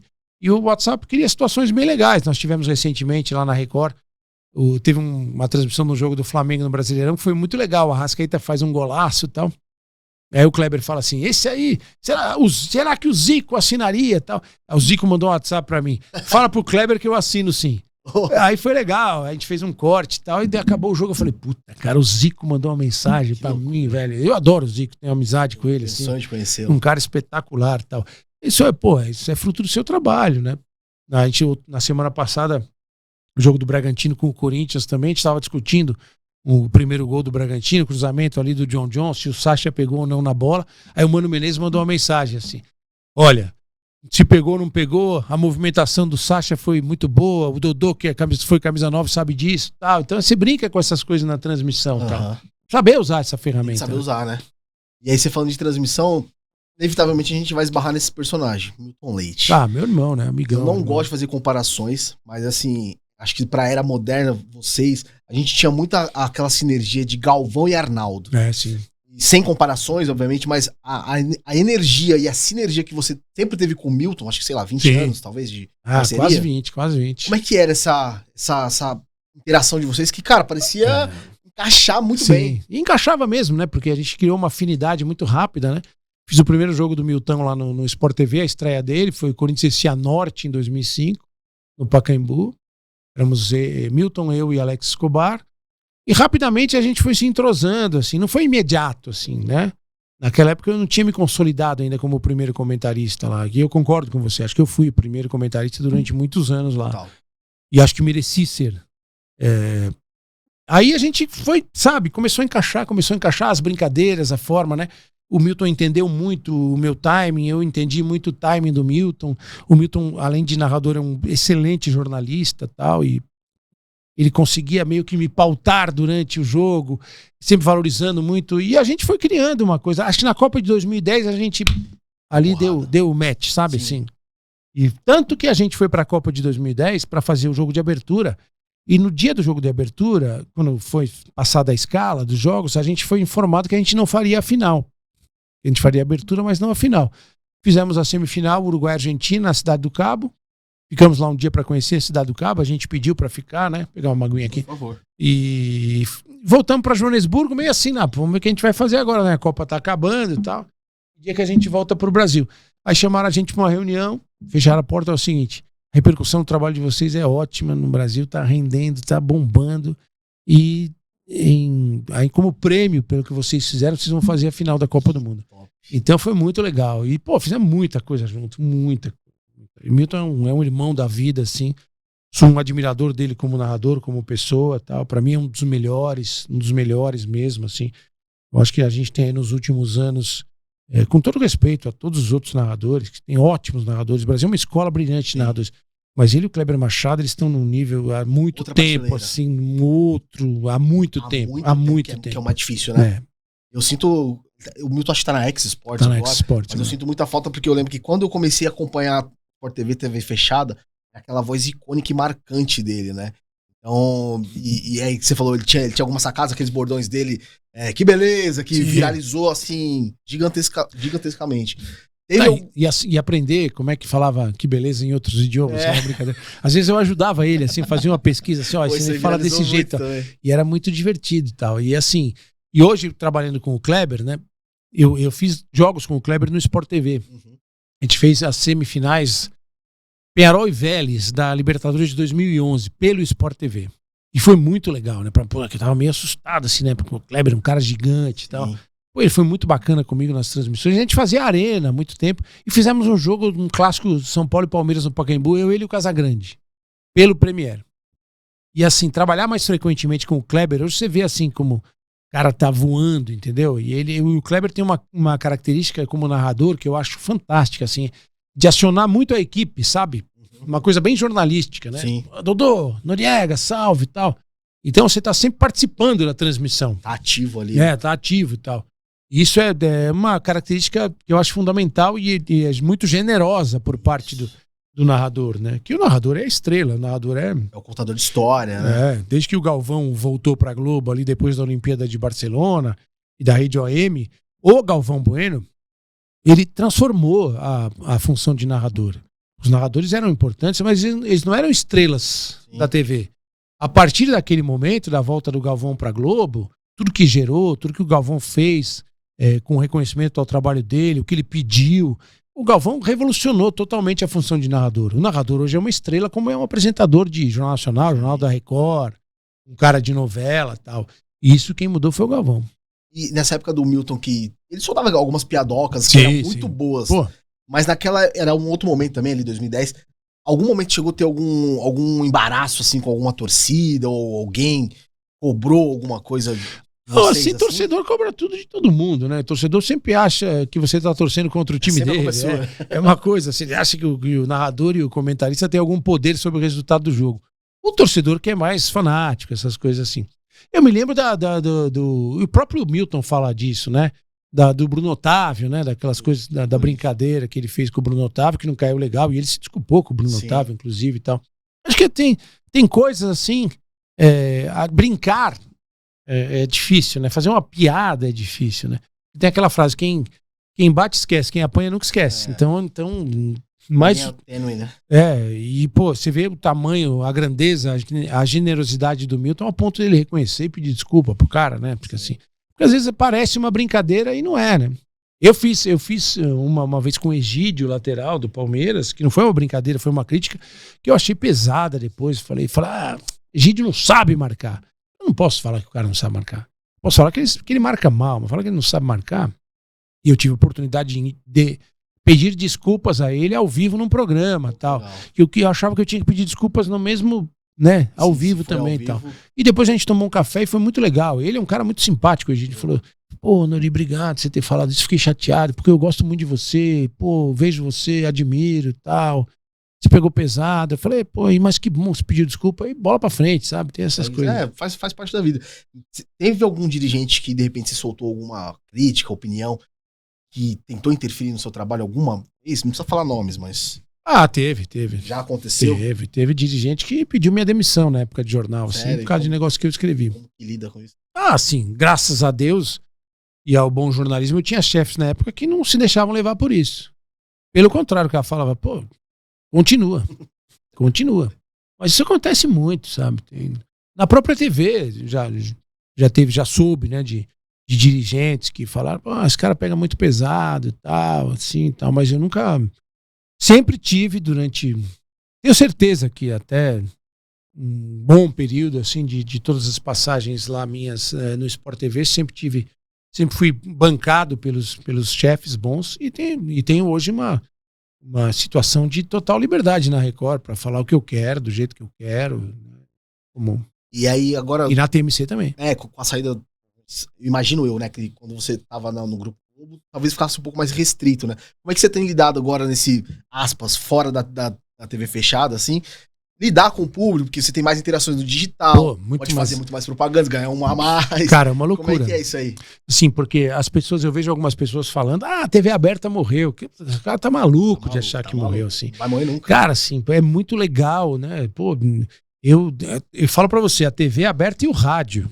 A própria Transamérica, que é um canhão de audiência, assim, você tá andando na rua assim, galera, aí Nori, tá, o cara ali lavando o carro na batalha, né? O porteiro do prédio, segurança, essa galera maravilhosa, tal. O cara vem e fala com você, tal, brinca. O menino aqui da portaria, a hora que eu fui fazer, fala, pô, Noriega, tal, Parece que ele é fãzaço. Então, assim, cara, a TV aberta tem um poder, assim, que ela mexe com uma gama de pessoas, né? É assim, eu tinha feito Bom Dia São Paulo e SPTV na Globo, aberta, assim, e fiz show do intervalo. O meu caminho na televisão foi TV fechada até 2023. 2024 eu fui para a CNN, muito feliz lá, adorei. Foi um período maravilhoso, muito feliz da minha vida, com o Benja lá no Domingo, que é um cara espetacular, e com o jornalismo todo da CNN. Ganhei amigos e amigas como a Carol Nogueira, a Elisa Vec, toda a galera do esporte lá, o Benja. Cara, assim, curti demais a CNN, que era uma TV fechada e aberta, porque ela tá no YouTube para todo mundo e tal. Mas a Record, cara, é um outro mundo, assim, entendeu? É um canhão, é um negócio, sabe? Pô, nós temos a final do Campeonato Paulista do ano passado para 32 pontos de audiência. Caraca, você tá falando de Grande São Paulo, 32 Sim. pontos, esquecendo o resto do país para onde vai, né? Muitas vezes você fica falando, São Paulo deu quanto? Deu 12, 13 que a gente deu outro dia, que é uma puta de uma audiência. Aí você tem o PNT, que eles falam, que é o Painel Nacional de Televisão, né? Que é mais gente ainda, entendeu? Então você tá falando ali para números de 20, 30 milhões de pessoas, uma transmissão. Fora quem tá te vendo de outras formas, né? Então, assim, eu fico muito, muito feliz. E ter esse contato com a galera do povo mesmo, né? Não que quem vê TV por assinatura não seja do povo, não, óbvio que é, mas é um nicho diferente, né? É o cara que você encontra no aeroporto, no shopping, é um cara mais segmentado, é um cara que talvez seja aquele cara que veja futebol o dia inteiro nas TVs por assinatura.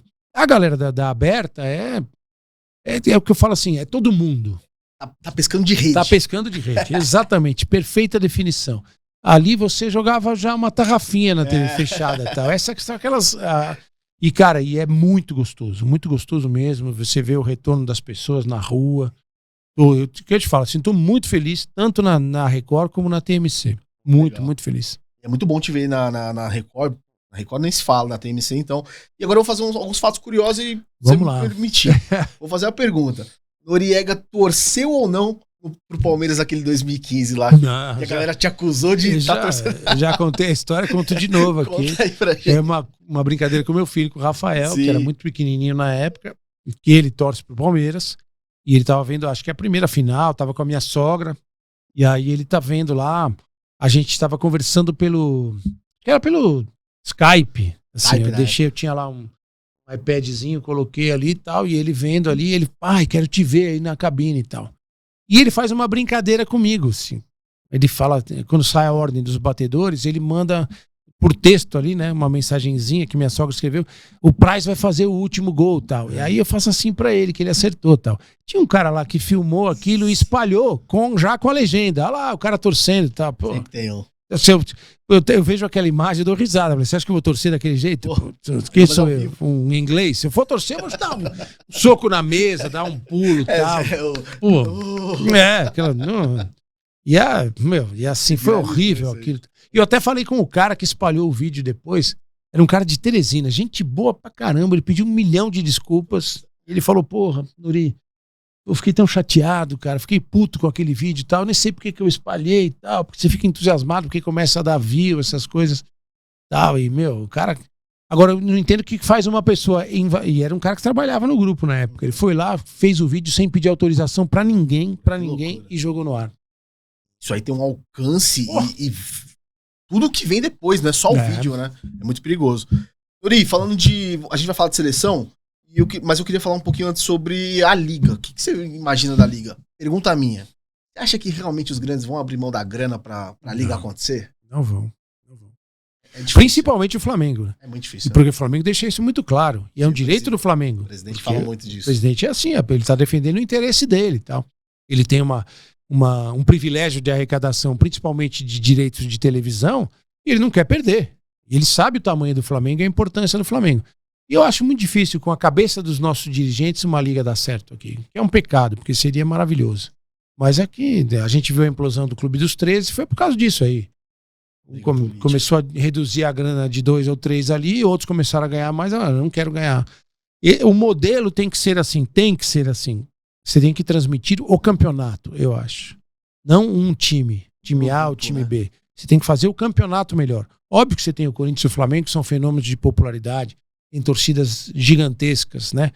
Enormes. Como você tem Palmeiras, São Paulo, Vasco, que tem torcidas enormes, o Cruzeiro tem torcida. Toda torcida de time grande é muito grande. Você tem algumas que são estupidamente grandes. E o Corinthians e o Flamengo, eles não querem abrir mão disso. Mas não são só eles, né? E eu acho que eles têm que entender, os mais populares, os 4 maiores, né, de torcida, de popularidade, que não adianta eles vão ficar jogando entre eles a vida toda, fazer um campeonato de 4, quadrangular eterno. Sim. Vai desvalorizar o produto, entendeu? Né? Tem que ser uma coisa, mas eu sou bem pessimista em relação a isso aí. Bem pessimista. Acho difícil, acho que tem muitos interesses aí. A mudança do calendário eu não achei legal. Não achei legal. Achei uma mudança elitista. Eu entendo, tem que ter um calendário maior, para os clubes eles têm que ter tempo, mas aí, na verdade, está embutida a questão política, de você misturar um campeonato no outro para prejudicar um dos campeonatos, e na verdade prejudicar uma das TVs que transmite o campeonato, porque ela deixa de ter um mês de transmissões exclusivas que ela tinha, entendeu? Quem está vendo entendeu o que eu falei, obviamente. Então acho que isso não pode passar por cima do interesse maior do jogo. Acho que é uma burrice você fazer isso, porque eu não sou contra os estaduais. Eu acho que os estaduais são fundamentais, principalmente para alguns estados em que você não tem grandes clubes jogando o Campeonato Brasileiro da Série A. Sim. E tem clubes que não têm condição de jogar. Então você vai fazer o quê? Acabou o futebol naquele estado? Aí você vê alguns jogos de estaduais dando audiências impressionantes. O consumo daqueles caras é isso. Você tem o que você tem aqui. Quem gosta de futebol? Não vai ter mais porque eu não quero mais estadual. Calma, gente. Estaduais são importantes. Tudo tem. E tem um ritmo. Acho que o mundo, a vida tem um ritmo, tem uma fluência. Você pode diminuir os estaduais. Mas os estaduais, eles servem muito para preparar os times para o campeonato nacional. E agora, esse calendário está matando isso. Entende? Atropelando o Paulista. Um atropela o outro. Aí você chega às finais do Paulistão, 4 e 8 de março. Dá pra imaginar, Corinthians e Palmeiras na final. E tem uma rodada do Campeonato Brasileiro no meio. Corinthians e Palmeiras final, eles vão privilegiar o quê? O próprio Campeonato Brasileiro é prejudicado. Então você tinha um fluxo de tempo, assim, que você podia reduzir um pouquinho o tempo dos estaduais e aumentar a pré-temporada, mas assim, você vai primeira rodada, segunda rodada, terceira, você vai formando o seu time nos estaduais e você fecha esse ciclo dos estaduais. Aí você tem um período de análise. Meu time foi bem, foi mal, o que eu preciso contratar para o Brasileirão e tal? Se perdeu isso. Já era. Entendeu? E eu acho que é uma grande burrice. É uma grande burrice. Concordo. Um vai atropelando, vai matando o outro. Isso, daqui a pouco vai matar o outro. Daqui a pouco um mata o outro. E assim, para mim a mudança foi feita especificamente por uma questão política, né? De um embate político entre duas forças do nosso futebol, da parte dos dirigentes do nosso futebol. SAF é a solução para os brasileiros? Eu acho que ela vai acabar sendo inevitável por uma questão de regulação, mas de lei, essas coisas, e até por formatação econômica do negócio. Mas não quer dizer que vai dar certo, entendeu? A gente tem alguns exemplos que não deram certo. O Flamengo hoje é uma SAF, sem ser SAF. Muito bem administrado, um modelo agressivo de compra, um modelo de arrecadação espetacular, e ele chegou a isso sem precisar ser SAF. Ele apenas adotou boas práticas de gestão, como o Palmeiras fez, com outro caminho, né? O Palmeiras estava indo para o caminho do São Paulo, do Corinthians, entendeu? Caminhando para uma situação pré-falimentar.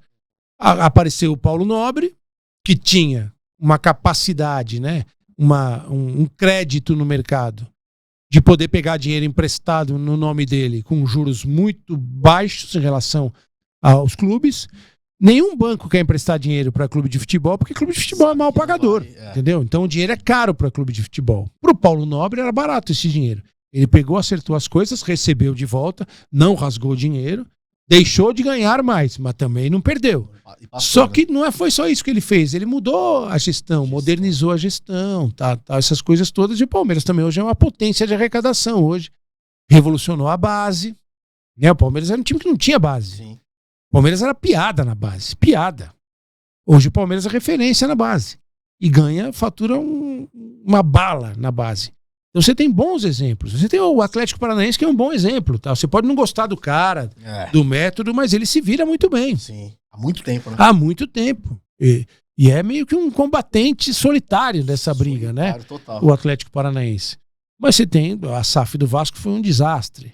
Como que alguém vai investir dinheiro pensando que a 777 entrou, a canetada, tomaram de volta a SAF? Sim. Isso aí também joga contra, né? Exato. Você tem os modelos dos grandes mineiros, dos gigantes mineiros, que ainda são modelos que está todo mundo prestando atenção, né?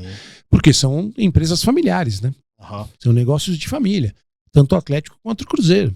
Acho que o São Paulo, com essa crise, imerso nessa crise do Casares, por exemplo, só uma SAF salvaria? Ou você acha que você vê um caminho para o São Paulo? Então, eu acho que o São Paulo ainda tem na sua base de dirigentes pessoas muito capacitadas, muito, que viveram a época do auge do São Paulo. O que falta para o São Paulo é um pensamento comum, né? O São Paulo está sendo destruído pela rivalidade política e pela vaidade das pessoas. Eu falei para você aqui, Thiago, que eu tive a honra de cobrir o São Paulo na época do Tele. Não era só pelo Tele, é pelos dirigentes que estavam lá. Até conversei com ele por um mal entendido, alguns dias, o Fernando Casal de Rey, que foi diretor e depois presidente do São Paulo. Na época que ele era diretor com o Márcio Aranha e com o Calef João Francisco, cara, era assim. Eles tinham controle total do futebol de São Paulo. Ali, o São Paulo daquele período era um pedaço da Europa, do futebol da Europa no Brasil. Não só pela estrutura física, mas pela maneira como você não ficava sem resposta, cara. O cara podia te enrolar, mas ele não deixava de te atender, sabe? Então tudo no São Paulo funcionava, parecia um reloginho, tudo bem cuidado, sabe? A engrenagem rodava, você ia lá, o CT do Palmeiras naquela época, que já era do lado, o CT do Palmeiras era uma piada, com todo respeito, não tinha. Teve aquele famoso evento do Edivaldo, ponto esquerda, que pulou o muro pra almoçar no CT do São Paulo. Tal. Cara, eu almocei uma vez no CT de São Paulo com o Toninho Cerezo pra fazer uma matéria. Cara, era um negócio impressionante, entendeu? Pra época que tinha lá. Né? Tudo. Profissionais de excelência. Talvez o São Paulo tenha ficado arrogante, prepotente, tenha sentado nessa vantagem. Soberano. Aquela coisa de soberano. Tenho acreditado muito nisso e tal. Porque, na minha visão, quando o São Paulo é tricampeão brasileiro, com o Muricy, já está num processo de decadência. É que você tinha ali o Muricy, no auge da carreira dele, né? E você tinha um grupo de jogadores ainda que tinham bebido daquela fonte. Porque o Juvencio não tinha nada a ver com aquele São Paulo de excelência. Nada a ver. Não é? O São Paulo tem ainda pessoas capazes lá. Agora, se essas pessoas têm a capacidade de abandonar interesses particulares e abandonar vaidades para salvar o clube, vai dar certo. A gente tá encaminhando pro final também, que a gente já tá em cima da hora. Fazer só uma ativação aqui. Para você que é nosso inscrita, nosso estagiária, a quanto te dá 20% de desconto em todos os produtos do site. Exatamente, 20% usando o nosso cupom estagiário. Vem aqui no link da descrição ou no QR Code que tá aqui na tela para você. Você que é nosso inscrito ganha presente e o nosso convidado Noriega também ganha um presente. Tá treinando, Nori? Tô. Amanhã tem treino, inclusive. Aí tem uma creatina, tem todos os encapsulados. Aqui, tem uma squeeze maneira aí pra você poder... Aqui eu já vi que eu vou perder pra minha filha. Com certeza. E se precisar de mais, a gente vai mandar mais pra você lá, tá? Então aí tem uma B12, melatonina pro sono. Maravilhoso. Aí tem um pacote completo pra você ficar bem. E o nosso carro-chefe é a creatina, né? Creatina é importante pra você que treina e que você que não treina também faz bem, mas Beba bastante água, por Vou favor. mostrar né, o pacote completo aqui, ó. Pacote completo pro Nori aí, ó. Tem tudo que você precisa pra ficar no shape. O Nori tá no shape, hein? Já tive mais, mas ainda tô me recuperando. Eu tenho que voltar a jogar mais beat. Cara, quando eu comecei a jogar beat, eu jogava 7, 8 jogos num dia. Ô, Assim. louco, tudo isso. Hoje não tá dando mais tempo, mas... De vez em quando eu consigo jogar uns 4, 5 e tal. Faço já tá bom, já tá pra ativar o corpo. É bom. Tá bom. Então e você faça igual o Nori, vem com a gente e se inscreva no canal. Nori, pra gente caminhar pro final, a gente não pode deixar de falar. Tá ótimo o papo. Pode esticar aí se você quiser. Obrigado. A gente precisa falar de seleção brasileira. Claro. Seleção brasileira, estamos aí às vésperas da Copa, mas eu queria voltar alguns anos. Qual foi a última seleção brasileira que você viu jogar que deu gosto? E que você... E quero saber se você acha que essa seleção de agora, claro, respeitando todos os atletas que ali estão, é a seleção mais fraca tecnicamente em comparação às outras anteriores. 2006. Como você vê o momento da seleção hoje? Comparar essa seleção com a de 2002 é injusto demais, porque a de 2002 foi campeã mundial. E tinha gênios do futebol lá, então não dá. É até sacanagem com essa galera de hoje.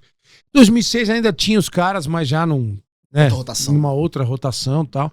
Eu acho que não é uma seleção brilhante, não é uma seleção forte, mas ela tem potencial para ser uma boa seleção. Uma boa seleção. Acho difícil ganhar a Copa do Mundo. Não é impossível, mas é difícil, muito difícil. Acho que a gente tá bem atrás mesmo daquelas principais. Acho assim, eu acho a França, para mim, a melhor de todas hoje. Tem muitos anos aí para frente. Pelo volume de jogadores, a quantidade de jogador bom que a França tem. Se a França vai jogar com a marra que ela joga de vez em quando e atrapalha, vai ser ruim para a França. Eu acho a Espanha melhor que o Brasil, acho a Argentina melhor que o Brasil, acho a Inglaterra melhor que o Brasil. Mas a Inglaterra é uma seleção que na hora do vamos ver, né? Sempre dá uma pisada na bola. A Alemanha é forte, sempre forte, mas também não tá nesse grande momento assim. Portugal é uma incógnita, porque tem bons jogadores, muitos bons jogadores, mas também parece que patina, né? Na hora que você acha que vai e tal. Eu acho assim, nós temos muitos bons jogadores e um super craque. E a gente não sabe se ele vai jogar ou não. Ia chegar aí. Você acha que o Neymar Júnior é indispensável para essa seleção? Se ele estiver bem, é indispensável. O bem dele você configura 100% ou um 70%, 80% já vale levar? Então, o Ancelotti deu uma entrevista pra gente lá no Sport Record, muito boa, por sinal. Ele falou assim, se o Vini Júnior tiver 90%, eu vou levar outro cara que tá 100%. Ele falou isso lá. E do Neymar falou a mesma coisa. Estando 100%, ele vai. O Ancelotti entende que ele tem que ter todos os jogadores 100% fisicamente, porque ele acha que vai ser uma Copa de muita intensidade. Falou da questão do calor, do desgaste nos Estados Unidos e tal. Então eu acho assim, mas o Neymar, por ser o último craque que a gente tem, o último grande craque, porque eu acho que o Estevão é craque, o Endrick é craque e tal, o Vini é craque, pelo padrão de hoje, vai. Acho o Estevão o melhor de todos, assim como potencial. Mas o Neymar é o Neymar, gente. Ele tá mais à frente. É muito mais. Tudo que esses caras fazem, o Neymar também faz e fez melhor, entendeu? Então, assim, ele talvez, se ele tiver, vamos dizer assim, vamos chutar um número, vai 80%, vale levar. Vale levar, né? Vale levar. Eu também acho. Se ele tiver o compromisso. Aí eu acho assim, como o Ancelotti é um cara, ele é maior que todo mundo, acho que essa foi a maior sacada da CBF, porque o cara chega lá convocado pelo Fernando Diniz e pelo Dorival, com todo respeito, o cara... Vai com o nome, né? O cara mete uma carteirada. Sim. Chega o Ancelotti e não tem carteirada. Lembro de uma frase, se eu estiver enganado, salvo engano, foi o Thiago Silva que falou uma vez, o nome na frente é mais importante que o nome que tá nas costas. É. Então, é o que você falou, né? O cara que vê um Ancelotti vai agir diferente. O cara não vai crescer pra cima do Ancelotti, entendeu? Ele sabe que o Ancelotti é maior que qualquer jogador que tá lá. Então isso foi uma grande sacada. Se o Ancelotti, que de bobo não tem nada, senão não seria o maior treinador de clubes, né, da história, ele pode entender que ele vê o Neymar jogando bem. Pegando bem esse início aí, deve jogar o mês que vem, estamos falando. Jogando bem, fazendo gol, sequência de jogos, melhorando, sem lesões. Você acha que não vai ficar na cabeça dele? Sim. Mas eu imagino a seguinte conversa, chama o Neymar, é o seguinte, eu quero você na Copa do Mundo, mas eu não sei se você vai jogar todas. Não sei se você vai ser titular. Você topa essa situação ou você vai ficar fazendo biquinho no banco? Tendo essa... Se ele percebe que o Neymar vai topar, eu acho que ele leva. Agora, se percebe que o Neymar vai com frescura, ele não vai levar. Ele tem cancha pra barrar, né? Claro que tem. Tanto que tá barrando aí. Outro técnico não estaria barrando o Neymar. Você acha que Eu acho, né? Barrando não convocando. Não convocando, melhor assim. O Ancelotti era realmente o único nome pra essa Copa? Ou você imagina que algum treinador brasileiro também poderia pegar essa bucha aí? Eu acho assim, a lógica dizia que tinha que ser o Abel Ferreira. A lógica, sim. Porque ele é o melhor treinador aí dos últimos 5 anos. talvez? Mais que o Jorge Jesus passou um ano aqui, fez tudo aquilo e foi embora, né? Então a gente não sabe se ia ter sequência ou não. Acho que foi até uma esperteza dele, né? Sabendo que tudo que ele fez em 2019. Repetir, né? Pô, será que eu vou conseguir repetir e tal? Ainda no começo de 20 ele ganha lá o estadual, né? Mas o nível já começa a baixar. Já começa a baixar. Então, e o Abel foi ficando e foi ganhando, foi ficando e foi ganhando. E em 5 anos já conhece bem o futebol brasileiro, jogadores brasileiros. A lógica seria essa. Mas é claro que o Ancelotti é muito mais técnico do que o Abel. Sim. Porque o Ancelotti tem 20 anos de carreira. 5 Champions O Abel começou a aparecer agora faz 5 anos, entendeu? Sim. O Abel virou o grande treinador que ele é hoje no Palmeiras. Ele não tinha nada antes, não tinha nada. Podia ter um trabalho bom aqui e tal, mas não tinha conquista, não tinha peso. Tava no PAOK, né? Por isso que eu falo que o Palmeiras deu ao Abel tanto quanto o Abel deu ao Palmeiras. Falando dessa figura, Abel, rapidamente, então. Acho que ele passa... Acho que você vai concordar, ele passa muito do ponto. Passa. Acho que até é uma proteção dele mesmo. Ele mesmo fala que ele é um personagem, né? Que ele é um ator nas entrevistas e tal. E ele não gosta de dar entrevista, então ninguém sabe direito como é que é o Abel. Não acredito que ele seja um babaca o tempo inteiro, como ele é em algumas questões de entrevista. Conheci pessoas que conhecem ele, fala que não. Fala que ele é que bom. Não tem nada a ver. Diz que é um cara bacana, um cara legal tal. Acho que deva ser mesmo, porque presta atenção como não tem problema no Palmeiras. Ou escondem muito bem, mas escondem muito bem. Realmente entendeu? Deve ser uma boa pessoa. Você não vê assim, parece um lugar tranquilo de trabalhar. Tem cobrança? Claro que tem cobrança. Mas eu acho que ele se protege muito nas entrevistas tal. Eu tenho pra mim que ele conversou muito com o Filipão antes de vir pra cá. O Filipão passou muita coisa pra ele do que era o Palmeiras, de como é o Palmeiras, o torcedor do Palmeiras. Você percebe que o Abel tem o discurso que o Filipão jogava, né? Sim. Todo mundo contra o Palmeiras, essas coisas e tal. A escola Filipão, que o Abel foi jogador do Filipão na seleção portuguesa. Nossa, é verdade. Sim. E tenho quase certeza, nunca tive a oportunidade de entrevistar o Abel, mas se eu tiver, eu quero perguntar isso pra ele. Quem foi que deu a aula de Palmeiras pra você? Ele chega aqui já sabendo de cabo a rabo como é o Palmeiras. Um banho de loja. Tomou um banho de loja. Mas acho ele muito bom treinador. Tá num período de transição. Tá tentando, talvez, mudar um jeito de jogar do Palmeiras. O Palmeiras é um pouco repetitivo, né? Na forma de jogo. Mas eu seria repetitivo, você seria repetitivo. Se tá ganhando, você vai mudar por quê? Tá dando certo, por que eu vou abrir mão? Como não deu certo no ano passado, em termos de títulos, talvez ele esteja pensando aí. Você vê, chega o Marlon Freitas, chega o Andréas Pereira, é porque alguma coisa ele quer mudar. É outro estilo de jogador. Outro tipo de jogador. Talvez ele esteja buscando outros aí, tá? O próprio Vitor Roque, mas que ele o trabalho dele no Palmeiras, e deixou o livro, né? Que é legal, ainda que você falou que é muito treinador, né? Tinha um projeto do Ingo Ostrovski, que é jornalista, trabalhou lá na Globo muitos anos. Ele fazia todo final de ano um livro do técnico campeão brasileiro. Olha, um legado bom também. Foi bem interessante, mas tá descontinuado esse projeto aí. Neymar, você acha que, rapidinho, voltando no Neymar, você acha que ele sofreu muito com a situação de não ter alguém que passou o bastão pra ele? A exemplo de, sei lá, o Mário pra Ronaldo, os Ronaldos pro Kaká, o Rivaldo pro Kaká. Você acha que o Neymar tem essa lacuna e ele sofreu com isso? Talvez fosse o Robinho, né? Talvez fosse o Robinho, mas aí a vida levou o Robinho para um outro caminho aí, infelizmente. E acabou não se tornando também o jogador, não falando da vida privada, mas do jogador que se esperava e tal. E o Neymar vem para a seleção logo depois da Copa de 2010, né? E aí a imagem que fica, né, do Brasil depois de 2006 e 2010 não é muito legal, né? É o Dunga, que eu acho que o Dunga deveria ter investido mais na carreira de treinador, né? Acho que não sei se ele quis ser treinador nunca. Acho que nessa situação ele se perdeu de fechar muito a seleção, porque vinha daquela bagunça de Vegas, que a gente sabe. Sim. Na verdade, ele foi contratado para fazer aquilo, né? A CBF que quis vender uma ideia, né? O mesmo cara na CBF ainda. Foi uma zona em 2006, precisamos de ordem aqui agora. Quem é o símbolo? É o Dunga, o capitão do Tetra e tal. Acho que o Dunga foi usado muito pela CBF para isso e tal. E embora ele tenha estudado lá na Itália para ser treinador e tal, eu nunca vi o Dunga vestir a camisa de técnico de futebol.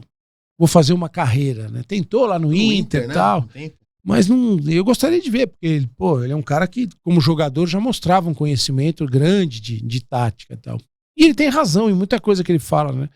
Porque o fracasso de 90 foi debitado só na conta dele, né? Foi muito... Ele deu a volta por cima em 94. Sim. Mas ele ainda não resolveu isso com ele mesmo. Ele ainda é muito amargurado. Ele tinha potencial para ser treinador, mas, claro, a longevidade, talvez, acho que os resultados poderiam vir. Eu até perguntei para ele numa entrevista uma vez, você não acha que é demais começar pela seleção brasileira, tudo assim? E ele entendia que não, tá? Acho que ele, pela carreira, pela coisa, não era nenhum absurdo começar pela seleção, que tinha que nem o Falcão, né? O Falcão também fez assim. Se você vê 2010, de fato, o que antecedeu 2010, o Dunga foi muito bem. Foi. Ganhou a eliminatória, a Copa América. Uma seleção muito prática, né? Muito prática, objetiva, muito objetiva e tal. Você ainda tinha jogadores, acho que de um nível melhor do que isso que a gente tem hoje. Sim. Mas a gente hoje está muito levado pela onda da Premier League, né? A Premier League é a referência dos campeonatos nacionais, tal, a Champions também. E às vezes tem muito jogador, esse cara tá arrebentando na Premier League. Será que só isso já serve pro cara ser da seleção brasileira? Não sei. O Luiz Fabiano foi o último 9 que a gente teve? Cara... 9-9, né? Eu acho que não, porque o Fred foi um baita 9, né? O Fred já jogou 2014, né? Não teve na Copa, ele não teve. Sobrou pra ele, né?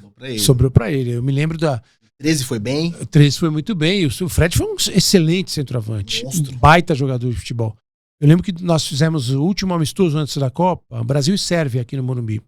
Tá lá, quem duvida pode ver que tá gravado, isso aí tá por aí. Falei assim, a vida do Fred vai ser dura nessa Copa. Sério? Vai ser muito dura. E foi. Porque, a bola não chegava nunca pra ele. É uma seleção, jogo esquisito, Crático, né? E esperando que o Neymar resolvesse. Talvez fosse até campeão do mundo. Talvez, né? Se o Neymar não machuca, sim, depois do jogo lá com a Colômbia e tal. Talvez o Brasil ganhasse no Mineirão da Alemanha, com o Neymar em campo, sei lá. Estivesse em campo? Eu acho que 7-1 foi acidente, né? Uma coisa que dificilmente vai se repetir. E tal. O time do Brasil que jogou aquele jogo era um time fraco, né? As ideias do Filipão foram absurdas, né? Achar que o Bernard fosse fazer a diferença no texto do Rizek, naquele jogo. Coragem, Filipão, né? Manter a linha, acho que foi algo assim. Sim, mas não tinha nada a ver, né? É outra característica. Outro jogo. Você tem que ler o jogo, entender o jogo. Talvez o Filipão tivesse levado por uma circunstância, aquele entusiasmo, uma Copa no Brasil, vamos pra cima dos caras, tal. Não dava pra ir pra cima dos caras com aquele time. Não tinha como. A Alemanha já chegou favorita naquela Copa. Muita gente esquece disso. Já chegou favorita e ela foi crescendo com aquele jeitinho de Alemanha e botou o Brasil na roda, né? Assim, só gol de totó, só gol de pelada, né? Hoje quem seria os seus 11 pra começar? A Copa começa amanhã, Noriega. Cara, é difícil. Eu acho assim, já não. Eu acho que a gente tá com muito problema nas laterais, por exemplo. Eu acho que vai jogar, se tiver bem fisicamente, o Militão como lateral. Eu acho que sim, tem os titulares. Goleiro tem vários. Poderia o Alisson como titular? Sim, pode ser. Pode ser o Alisson, pode ser o Ederson, pode ser um monte de goleiro. A gente tem um monte de goleiro bom aí. O goleiro é o menor dos problemas. Acho que o Casemiro é titular. Ele é a base dele e tal. Eu acho que a gente tem ali à frente do Casemiro. Não consigo ver ninguém consolidado. Mas ainda não se firmou na seleção, né? E vai ser um time, que o Ancelotti falou isso pra gente lá na Record também. Não vai ser um time de controle, de ritmo. Vai ser um time que vai pegar a bola e vai tentar resolver. Isso vai estar muito claro. Vai ser um time de rapidez, dessa transição mesmo em velocidade para aproveitar o Vinícius e o Estevão. O Vinícius vai ser titular, o Estevão vai ser titular. É muito difícil, cara. Acho que o Alexandre vai ser titular numa das laterais. Hendrick, será? Você acha que ele leva? Eu acho que o Hendrick tá buscando a vaguinha dele ali. Voltou pro jogo, né? E não acho que o Ancelotti descarte o Hendrick, não. É que assim, uma coisa é o seguinte, não dá pra jogar no Real Madrid logo de cara. Na seleção brasileira dá. Você chega no Real Madrid, vai sair quem pra você jogar? O Mbappé? O Mbappé, que foi contratado a peso de ouro. Não dá, né? Não dá, pô. Não tem como. E o Mbappé joga muito mais que o Hendrick, vamos combinar. Sim, total. O Mbappé é um puta de um craque. Já é campeão do mundo. Pô. Só que na seleção brasileira não tem o Mbappé. Então, de repente, o Hendrick chega lá. Acho que o Estevão é titular. Levaria o Thiago Silva? Cara, essa é uma dúvida. Boa, né? Eu tenho uma dúvida bem boa. Talvez. Mas também nessa conversa aí, meio que nem a do Neymar. Se você não jogar, tá tudo bem, ou você vai fazer bico? É que o Thiago Silva tem um outro perfil, talvez, né? Assim, mas tinha, de vez em quando vazava. Vazava. A mulher dele é brava, né? Dava umas reclamadas. Ativa tal, nas redes sociais. Ativa nas redes sociais e tal. Se o cara vai com esse compromisso, mas eu acho que é cruel isso aí. É muito cruel para um grande jogador como ele é, né? Sim. Aqui no Brasil ele deita e rola. Na América do Sul ele deita e rola. Joga de terno. Pro Porto agora. Vamos dar uma olhada também. Vamos ver como é que vai ser lá, né? Acho que vai ser um bom termômetro, né? Sim, para entender a disputa. O Ancelotti, nesse papo com a gente lá na Record, foi muito claro. Ele quer todo mundo 100% e intensidade total, porque é isso que vai. Você não vai enfrentar a Espanha sem estar todo mundo voando. A Alemanha, a França. A própria Argentina que... Cara, você vê, a Argentina, vamos ver o Messi, né? Se o Messi vai jogar no... Sem o Messi, a Argentina continua sendo um grande time. Talvez, né? Um pouco mais envelhecido em relação à Copa, mas uma confiança do time campeão. Todo mundo corre pra ele, não tem jeito. Mas pra mim o que impressiona e dá um certo medo, no bom sentido, é a França. Você vê esse Olise jogando, pelo amor de Deus. Esse Redoué. Pelo amor, é um monte. Você olha pra tudo quanto é lado, tem cara bom. E tem cara de fora. Coman fica de fora. Tem uma galera que... Não tem geração igual a da França. Não tem aí umas 2, 3 Copas pra frente, né? E a Espanha, você vê. O Brasil jogou com a Espanha naquele amistoso lá, né? E assim, o Brasil foi bem com a Espanha, mas não foi tão bem com a Espanha. Foi meio... Né? Você vê. E vai ser um jogo psicológico contra a Espanha, né? Sim. Porque você sabe que você vai ficar pouco tempo com a bola, os caras vão ficar tocando pra cá. Vai ter que ser E não tinha o Lamine Yamal, né? Agora tem o Lamine Yamal. E o Nico Williams do outro lado. Né? Mais cancha agora. Esse tem tudo aí pra ser. Pra gente já ir caminhar pro final. Aí agora é muito particular, porque eu já escutei isso aqui, eu fico maluco quando eu escuto isso. Eu quero saber a sua opinião, tá tudo certo. Haaland jogou mais que Adriano Imperador, ou joga mais que Adriano Imperador? Já ouviu isso daí? Então, cara, eu acho que o Adriano foi um pecado, né? Sim. O Adriano, eu acho que ele tinha mais recursos do que o Haaland. Mais recursos técnicos do que o Haaland. Só que o Haaland é um viking, né? É uma força absurda. Um cara tem uma altura. E é um jogador que tem ótima técnica também. Não é só altura e força. Ele sabe jogar, tudo assim. Eu acho que o Adriano foi um desperdício. O Adriano foi um grande desperdício. Era pra ter sido o nosso 9. Nossa senhora. 2010, aquela 14. Copa das Confederações de 2005, o que o Adriano jogou ali foi um absurdo. A Argentina é brincadeira. A Copa América de 2004. Também. Né? Eles são jogadores, eles foram, né? Porque o Adriano não é mais. No caso do Adriano, ele já parou. O Haaland ainda é. Eu fico imaginando os zagueiros que vão marcar esses caras antes do jogo. O que esses caras pensam? Eu vou fazer o quê? Um lance icônico do Adriano na Inter, contra o Valência, que ele até dá um entreveiro com o zagueiro lá. Era uma força, era um bicho de outra espécie, né? Você vai marcar o Haaland de que jeito? Você vai na técnica, você vai posicionar, tal assim. Mas você vai ganhar do Haaland na cabeça? Corpo. Quantos zagueiros podem ganhar do Haaland na cabeça? Talvez o que mais se aproximou foi o Van Dijk, que assim, ainda assim também o Haaland atropela. Também, assim, ele é muito forte, mas ele não tem. Eu acho que o Adriano era mais refinado que ele. Mais refinado. Na técnica. Mas na técnica, assim, o Adriano tinha. Ainda bem, porque eu já escutei muito isso. Mas aí o peso da atualidade é muito grande, né? É verdade. E a gente vive hoje uma época, a moçadinha mais jovem, eles acham que tudo do passado era pior, né? A minha geração não tinha isso, era engraçado. É mesmo, né? A minha geração tinha um culto à turma do passado. Eu tenho 58 anos. Sou de 67. Vou fazer 59. A seleção de 70, ainda hoje, para mim, é um negócio assim de pôr na prateleira. São semideuses, entendeu? Sim. Ou deuses 82, do futebol. 82 tem uma reverência maior. Mas para mim, a maior seleção de todos os tempos é de 70. A maior seleção da história do futebol. Sério? A maior seleção da história do futebol. Ali é o futebol. Muito do futebol que se joga hoje, aquela seleção já jogava. Seu ápice do prime ali, né? Com tudo, na parte tática, na própria parte física, né? No sistema de jogo, na utilização de vários jogadores talentosos numa mesma posição, um lateral que vai, outro que fica, um volante que fica, outro que sai. Só que aí é sacanagem, você vai falar de Clodoaldo e Gerson, é brincadeira. Quem ficar e quem sair, os dois vão fazer. Galera, não tem como falar. Eu acho que aquela, pra mim, é a maior seleção da história do futebol. E pra minha geração, esses caras eram assim. Eu não vi a seleção de 70 jogar, só fui ver depois. Eu tinha 3 anos na Copa de 70, 2 para 3 anos. Mas, cara, eu vejo aquilo de novo, vendo uma coisa assim. Tem eu escrevi o livro do Rivelino, cara. O Rivelino é uma entidade, cara. Então não tem aquela coisa, no seu tempo era molezinha. pô, ninguém marcava tal. Não é bem assim. Assiste a final da Copa de 74. O ritmo do jogo da final da Copa de 74. Pô, E a galera fala, não, o pessoal de antes não jogava. Cara, aquela galera com essa evolução... Com a medicina esportiva de hoje. A chuteira pesando 2 gramas. Pô, preparação física de hoje. O Pelé fez 1.000. Hoje faria 2.000. Faria 2.000. Até mais, acho. Mas, cara, esse é um exercício para quem curte futebol. A final de 74, cara, você vê os caras jogando. Eu queria ver a estatística desse jogo. Eu quero ver se eu faço um scout. O nível de erro de passe não existe. Os caras não erravam passe, velho. E todo mundo pegava a bola e passava pra frente. Pra frente, não era passe pra trás. Futebol hoje, o nosso aqui, é uma coisa assustadora.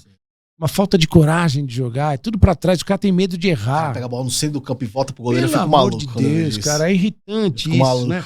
O cara recebe assim, o volante, o meio-campista recebe, domina, olha pra frente, pisa na bola e toca pra trás.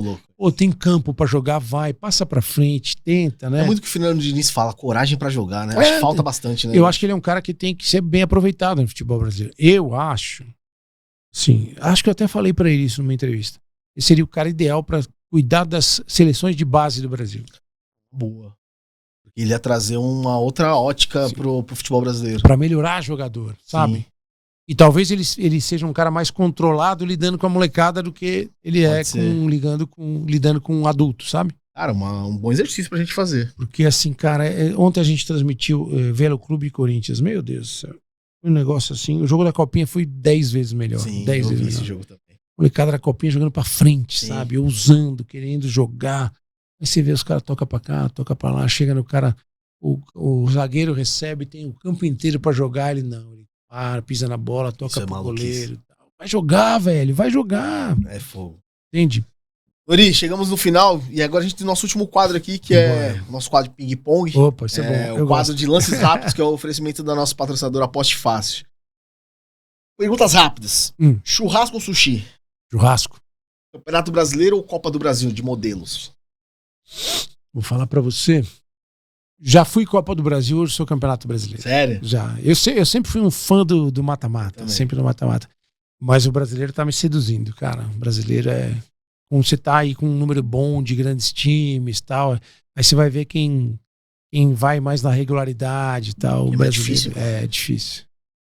Copa América ou Eurocopa? Aí é coisa sentimental minha, é Copa América. Vou na Copa América, assim... A Copa América podia ser muito mais do que ela é. Sim. Mas como eu já cobri Euro também. Cobri 2 Euros no local, né? A de 2008 a 2012. A Euro é a Copa do Mundo mesmo, sem o Brasil, a Argentina e o Uruguai, vai. É uma Copa do Mundo. Sim. Só que a Copa América tem um charme, cara, assim, que eu acho muito legal, cara. Né? Pô, você vê Eu vi o Uruguai eliminar a Argentina em 2011, lá na Argentina, perto da... Lá em Santa Fé. Santa Fé. A família do Messi no estádio, cara. Você vê os uruguaios comemorando e tal, pô. A Copa América tem um charme, assim, que ela podia ser mais bem tratada. Eu ouvi dizer que o clássico Uruguai-Argentina é mais, historicamente, é mais acirrado que o Brasil-Argentina. Cara, é difícil, é pesado o negócio ali. Anos atrás, mas eu nunca fui checar. Eles têm uma rivalidade muito grande, até pela proximidade ali, né?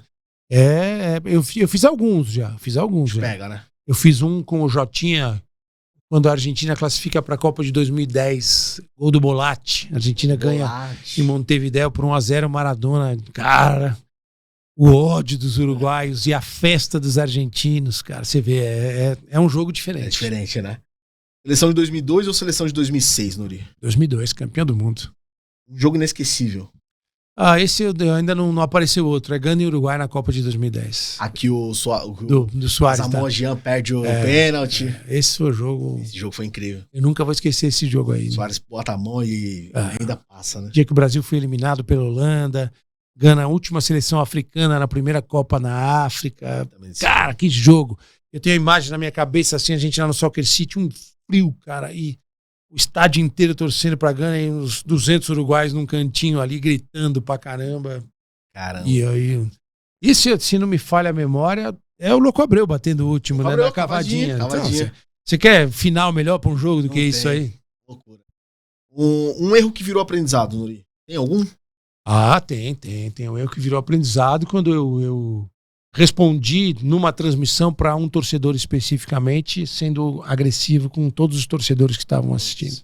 Foi um erro grave, meu, e que eu espero nunca mais cometer. Show. Personagem do esporte que rende mais fora do que dentro de campo? Entrevistas ou resenha? Cara, tem vários, assim. Rames Rodrigues, vai. Um mais recente, assim, né? Mais recente, para não ser uma coisa tão assim, né? Mas tem uns caras que são muito figuras. Tem uns caras que são necessários até, né? Pô, faz falta, inclusive. Para esse tipo de resenha e tal. Tem cara que é muito engraçado. Praia ou sítio, Nori? Qual pergunta? Desculpa. Praia ou sítio? Ah, cara, montanha. Montanha? Montanha. Sério? Adoro. Tem um sonho na vida que é ter uma casinha numa montanha, assim, com vista para um vale, assim. E quem sabe uma água correndo, assim, um barulho de água. Aí é pra fechar. E as duas últimas, gosta de carnaval? Já gostei mais. Carnaval gostei. Na Bahia ou carnaval em Olinda? Não, carnaval em Bariri, no interior de São Paulo, na minha cidade. Também. Carnaval do interior de São Paulo. Tem alguma pergunta que você fez numa entrevista e se arrependeu?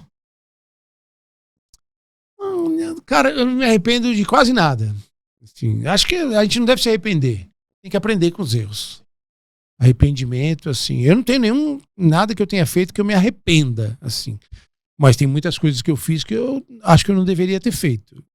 Então, aprendizado. Aprendizado. Arrependimento eu acho que é muito forte. A última, não sei se você gosta, mas eu vou perguntar. BBB ou Fazenda?